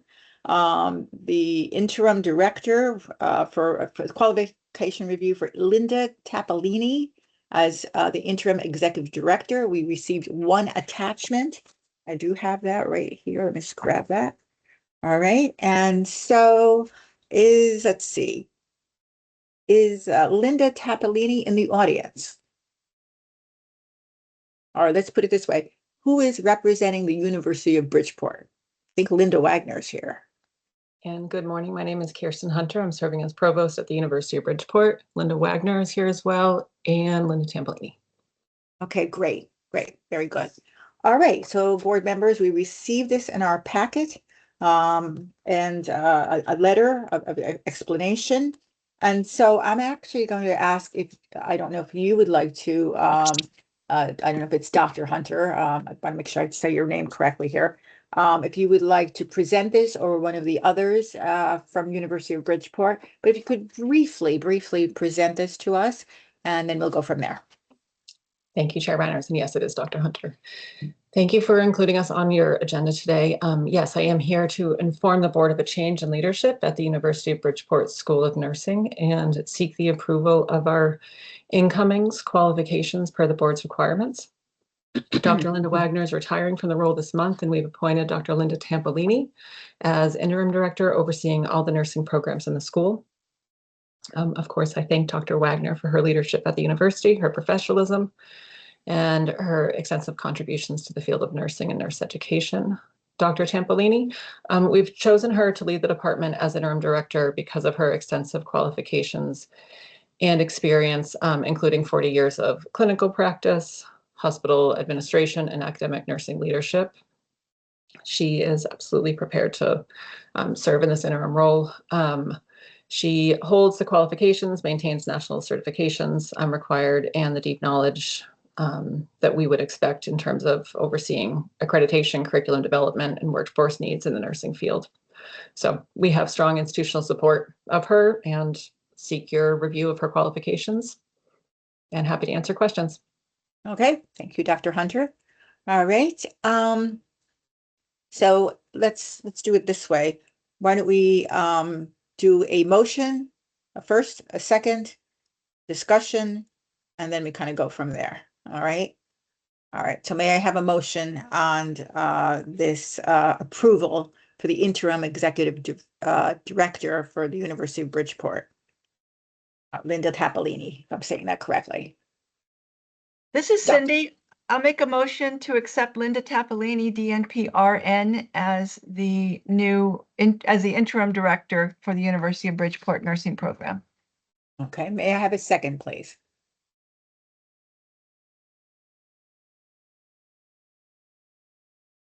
Go ahead, Diana. I see your hand raised. Unmute Sorry. yourself. Yes. Hi, this is Diane. I second that motion. Okay, thank you, Diane. Okay, we have a first and second, and we'll open up for discussion. All right. Gina, this is Sal. I'm recusing myself. Oh, okay. Yeah, sorry about that, Sal. Yes, I should have said that in the beginning. All right, so no concerns. Okay. All right, so we have a first and a second. I'll make a comment, my first comment that, I have all the documentation in front of me. Obviously, make sure I'm saying her name right. Dr. Linda Tampolini obviously has all of the credentials and the education and a wonderful resume, so forth and so on. So according to our regs, we always look at our regs, it looks like she does meet all requirements. So I think that's a great thing, just letting you know, and thank you for all that, the transcripts and so forth and so on, documentation that we received. All right. And I just want to throw this in, I know it's a sideline, but I do want to wish Dr. Wagner, Linda Wagner, a wonderful retirement also. All right, Cindy, if you'd like to make a comment or go right ahead. Yeah, I just had a question as to why this is just for an interim position. The reason is I love teaching and I really don't want to leave teaching, but we need some leadership at the school, so I agreed to take it on an interim basis. Okay, fair enough. Thank you. Yeah. Okay. All right. All right. Any other questions with regard to this approval for interim executive director? Interim director, I keep saying executive, I got two different pieces of paper here, for Dr. Tampolini at UB. Attorney Bannon. Thank you. This is Liz Bannon. I just want to clarify what the board is voting on. So under the regulations, and this is section 20-90-47F. The board is voting to verify that Ms. Tampolini, I'm sorry, is it Dr. Tampolini or Ms. Tampolini? Dr. Tampolini meets the qualifications of section 20-90-51B of the regulations. And that section is the section that lays out the required qualifications for an administrator of the program. So I just wanted to clarify that the board is technically voting to find that Dr. Tampolini meets the qualifications of the regulations, not necessarily, approving her, just finding she meets the qualifications. It's a slight distinction. Okay, okay. Is our motion okay that we already have a motion on the floor, a first and a second? We're just in the discussions stage.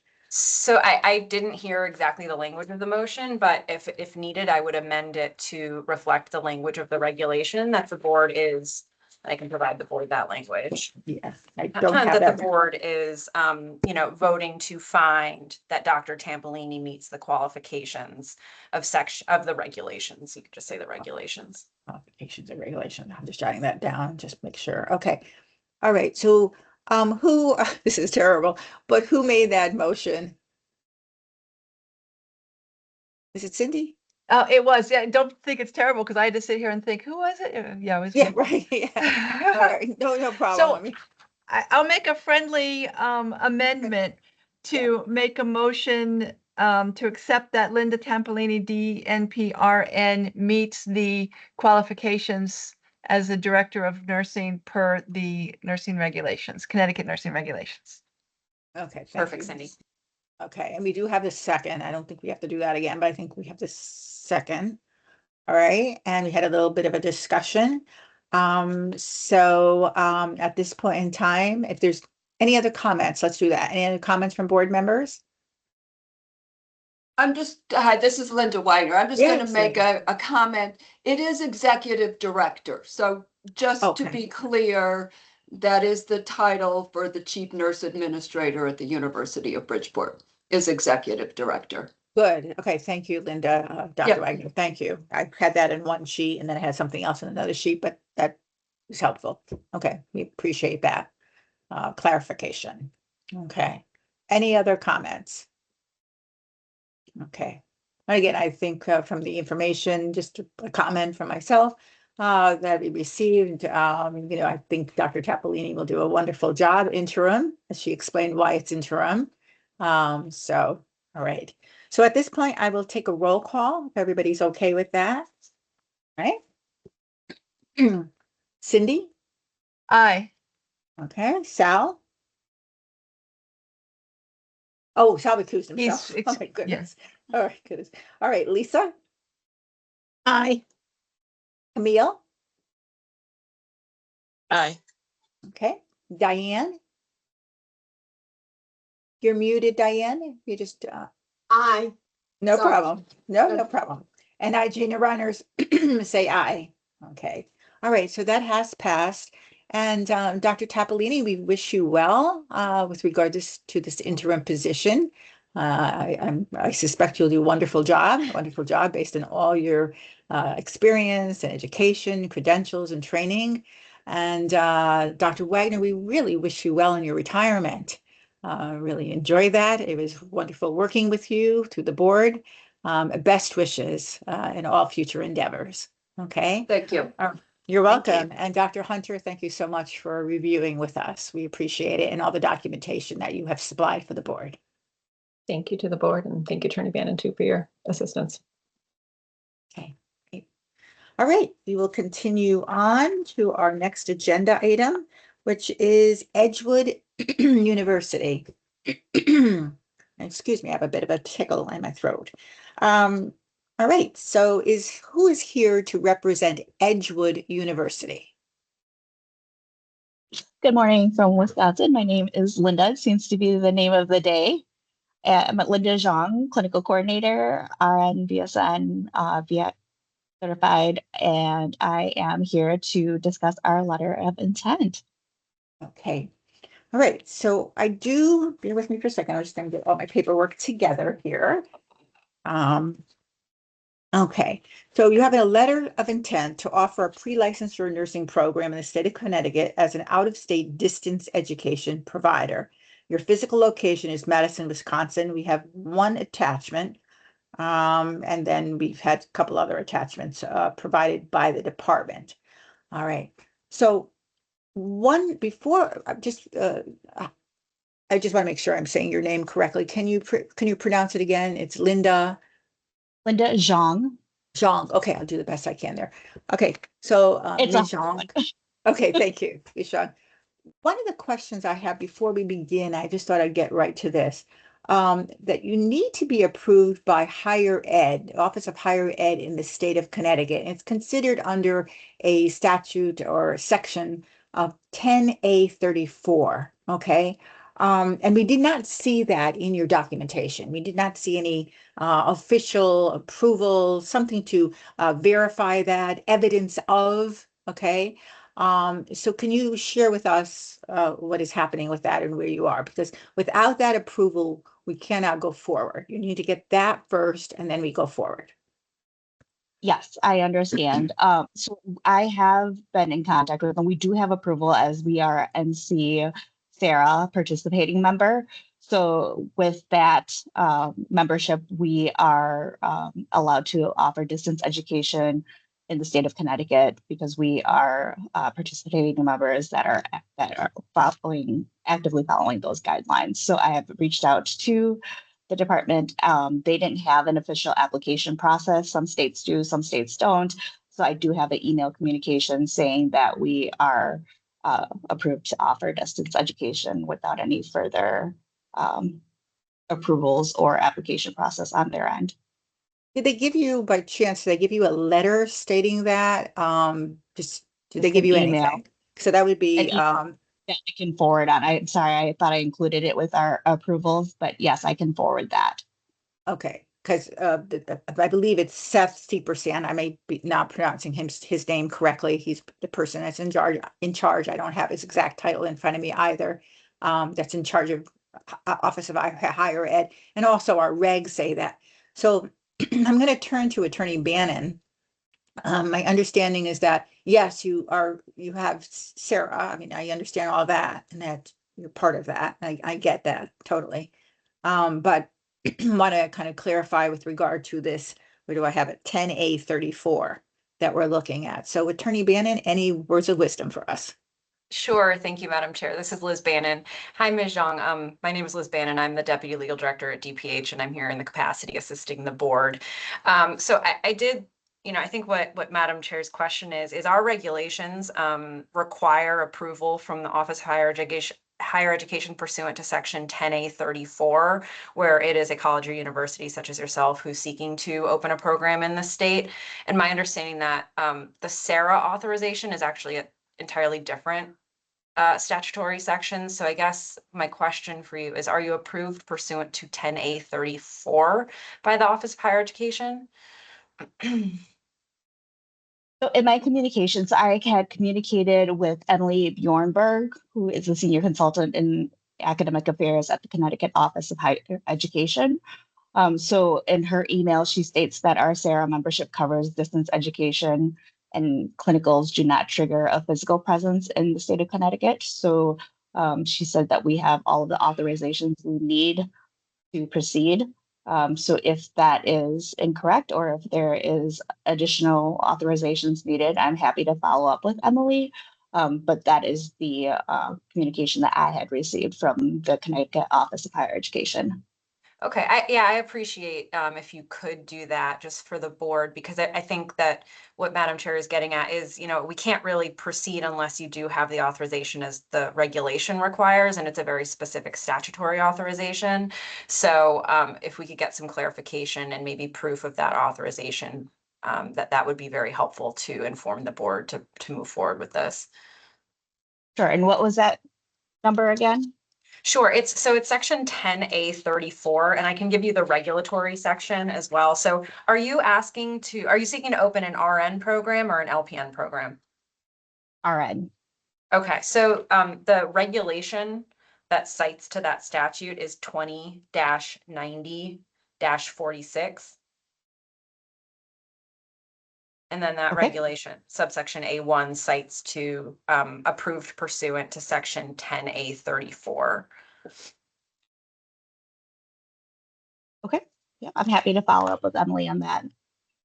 That would be great. All right, thank you so much. All right, we look forward to you following up and letting us know. Okay. All right, so we will continue on in our agenda, and the last agenda item is public comment. And this is a time during our board meeting that we welcome, yes, Cindy? I just want to remind you of, we added CCNW. Oh, yes. Thank you. Thank you. You're That's welcome. why we are a team. That's truly why we are a team. And it's not just me alone. Oh, my goodness. All right. Tina Luarte Rodriguez, of course. Here she is. I can see her on our monitor here. And apologizing to you on apologies on a personal and worries. professional level. All right, jumping ahead. No I didn't, worries. what I didn't do is I didn't put it on my little piece of paper here. I knew that we were putting you on and we actually added you this morning. So, Yes. my goodness. Yes. All right. So, yes, if you could give your update, we would very much appreciate it and would love to hear it. Absolutely. Thank you, Madam Chair. Thank you, board members, all members of DPH, Attorney Bannon. Happy Nurses Day to all the nurses on the call. So for those of you who do not know me, I'm Dr. Tina Luarte Rodriguez, the very proud Executive Director of the Connecticut Center for Nursing Workforce. I'm here just to provide an update on CCNW. So typically, at this point in the calendar year, CCNW does provide the education data and survey results to the board related to the previous calendar year. We are conducting the annual survey with a different methodology this year. We've partnered with UConn to streamline the data collection methodology process and also to strengthen statewide data infrastructure. Schools have a lot of reporting requirements, and so we evaluated the constraints of CCNW's typical educational survey to realize it was not in line with a lot of what the schools are and programs are reporting for accreditation purposes. So we are streamlining that process in collaboration with the deans and directors so that they have say in what methodology best meets their needs, as well as that will continue to provide robust and timely education to the state related to the programs. We are also expanding the data collection to include graduate nursing programs for the first time in order to provide a more complete picture of the state nurse education pathway. You may be aware that the U.S. Department of Education's final rule removed nursing from federal loan eligibility criteria and is creating urgent need for granular statewide data on program enrollment, capacity, and financial vulnerability at both the undergraduate and graduate levels.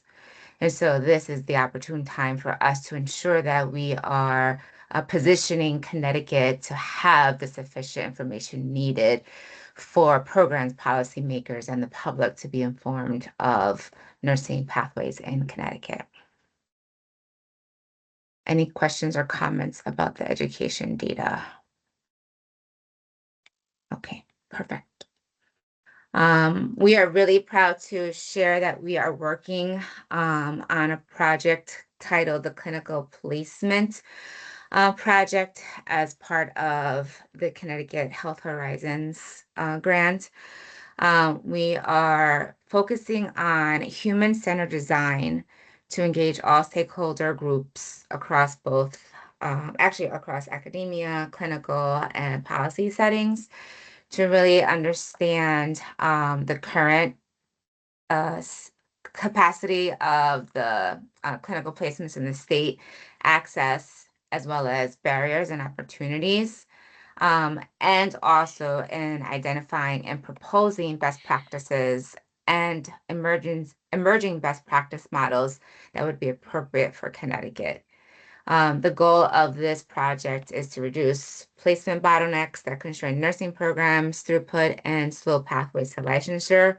It's also the intent to really innovate in the nursing pathway requirements in terms of having one depository for those who are interested in nursing to have access to and means to fulfilling all requirements across their pathway. So it's in its early stages right now. This project is scheduled to be concluded by September 30th of 2026. So we would be more than happy to come back after that with updates.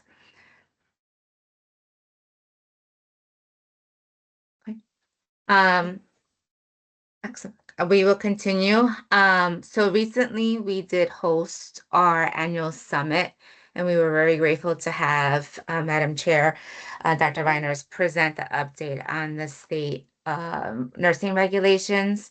There was significant interest from attendees regarding anticipation for next steps and what we all know is a long overdue process. And so CCNW has committed to partnering with the Connecticut Nursing Association to provide information education to the nursing community on the regulatory revision process, including the legislative pathway required for revisions to be formally approved and enacted. So we have reached out to Kim Sandor, the Executive Director of the Connecticut Nursing Association, and we'll continue to partner with CNA and our respective boards so that we have a robust education plan to continue to inform all constituents related to this process. Continuing on the theme of our annual summit, the theme this year was AI-driven nursing workforce, nurse-led AI in education practice and policy. And it really centered on the intersections of nursing and artificial intelligence with a focus on nurse-led applications. The central framing is that nursing workforce data is economic infrastructure for the state of Connecticut and not simply a healthcare or workforce metric. We reframed, this reframing carried implications on how Connecticut advocates for nursing resources at the state and federal level and how data collected by CCNW partners is positioned in policy conversations. There was a robust panel on the implication of AI in education as well, from simulation to practice and also pre-licensure. And there was also a really, I think, timely presentation on psychological safety in the age of artificial intelligence and really grounding the discussion related to nursing's gift, I say, to healthcare, our expertise and our training in systems thinking as well as in whole person care and understanding and highlighting how psychological safety is key as we continue to move forward with artificial intelligence and how nursing has to be trained and supported to question algorithms, as well as to call for and advocate for policies related to the safe use of artificial intelligence in healthcare and in nursing. There's a lot of interest in continuing this type of conversations and programming. So the CCNW Programming Committee will be evaluating how we can continue to provide venues and spaces for these conversations.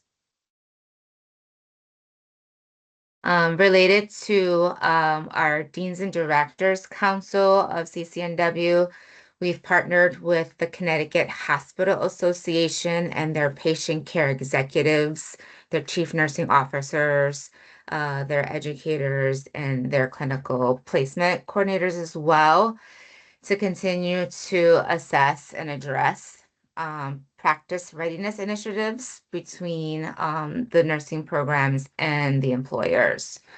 The joint objective that came from this in-person 4-hour workshop where members from each group were engaged in active collaboration and communication is to define practice-ready nurse from both the academic and clinical employer perspectives, as well as explicitly identifying any gaps between nursing programs and what nursing programs are producing and what clinical partners are requiring at the point of hire. There's a commitment to co-creating solutions to close any gaps, to bridging the education to practice transition more effectively, and to reduce the burden of post-hire orientation and remediation. The initiative directly addresses a longstanding and costly friction point between nursing education and healthcare employers.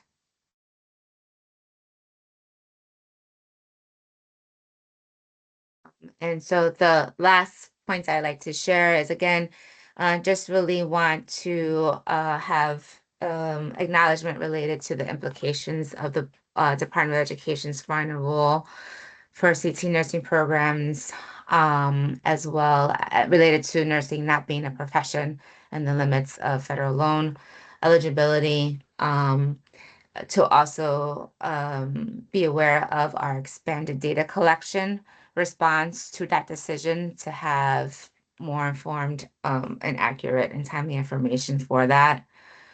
We are really excited to participate in the regulatory modernization timeline. And again, we're committing to play a role in the public's education and stakeholder engagement alongside CNA. And we're really, again, just grateful for the continued collaboration and alignment between the State Board of Examiner Nursing priorities and CCNW's mission as it relates to clinical placement and practice readiness. So thank you all. That is the end of my report. Thank you so much, Tina. We really appreciate it. And to just make a quick comment saying that the summit was wonderful. It was wonderful to be engaged with that, and the AI presenters were wonderful and all very informative, very scholarly, and great presentations. Right. So, okay, so thank you. And we will continue on now to the public comment section of our board meeting. So this is, just want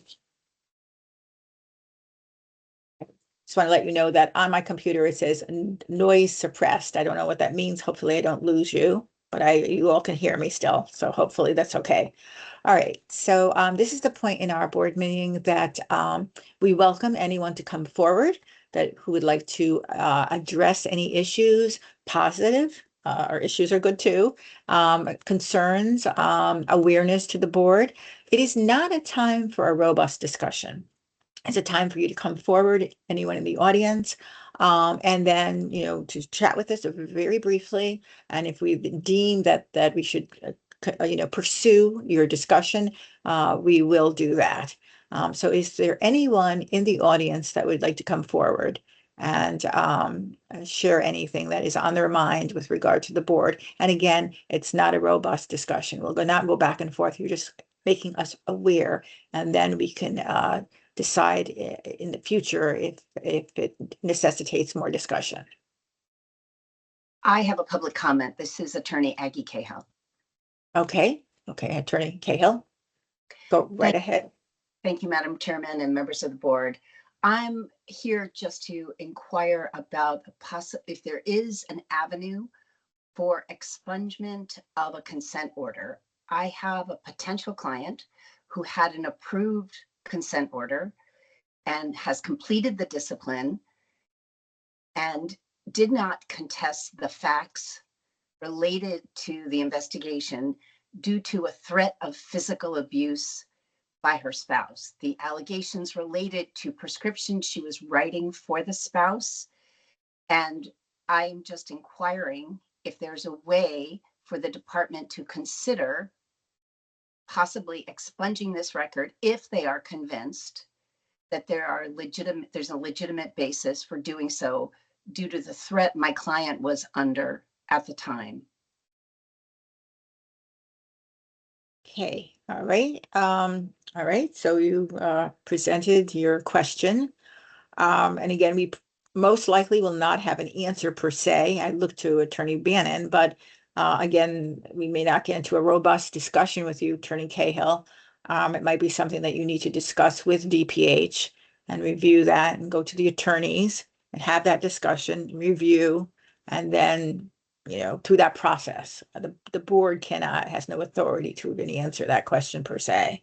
But looking to, I would, and Attorney Bannon is right here, but my sense is that I would suggest that you contact DPH the hearing office and discuss what you just said to us, and then see if there is that potential possibility. Attorney Bannon, do you want to make any brief comment on that? Madam Chair, thank you. This is Liz Bannon. I would agree with you, Madam Chair. I think that's probably best addressed to the department. I would recommend maybe the prosecutor. However, but that's really up to you, Attorney Cahill. Okay, I just didn't know what the avenue might be, if this is something the board could consider or would. So I appreciate that. Very unique situation I haven't encountered before, and I wanted to advise the client about whether there was an avenue or not. Yeah, we're not in a position to speak to that. Okay, I appreciate that. Thank you for your time. Sure. You're welcome. Thank you. All right. Anyone else that would like to come before the board and share? And again, not a robust discussion, but perhaps we can just review what you're saying and see if it merits more time, so to speak. Okay, hearing none, I will ask at this point for a motion to adjourn from one of the board members. This is Sal. I motion to adjourn the meeting. Okay, and may I have a second? Second, Lisa. Okay, thank you, Lisa. All right, there's no need for a vote. So we are adjourned. So thank you, everyone. We'll see you May 20th. I always like to thank the board members for all the work that they do and their contributions, DPH for our partnership and for everything that they do. And today to Attorney Bannon for coming back to us and all the counsel and advice that she gives us. So thank you. All right, everyone take good care. I'll see you in a couple of weeks. Thank you. Happy Nurses Week. Oh, yes, happy Nurses Week. Thanks, everybody. Happy Nurses Week Happy to all Nurses of you. Week. Same to you. Happy Nurses Week. Bye-bye.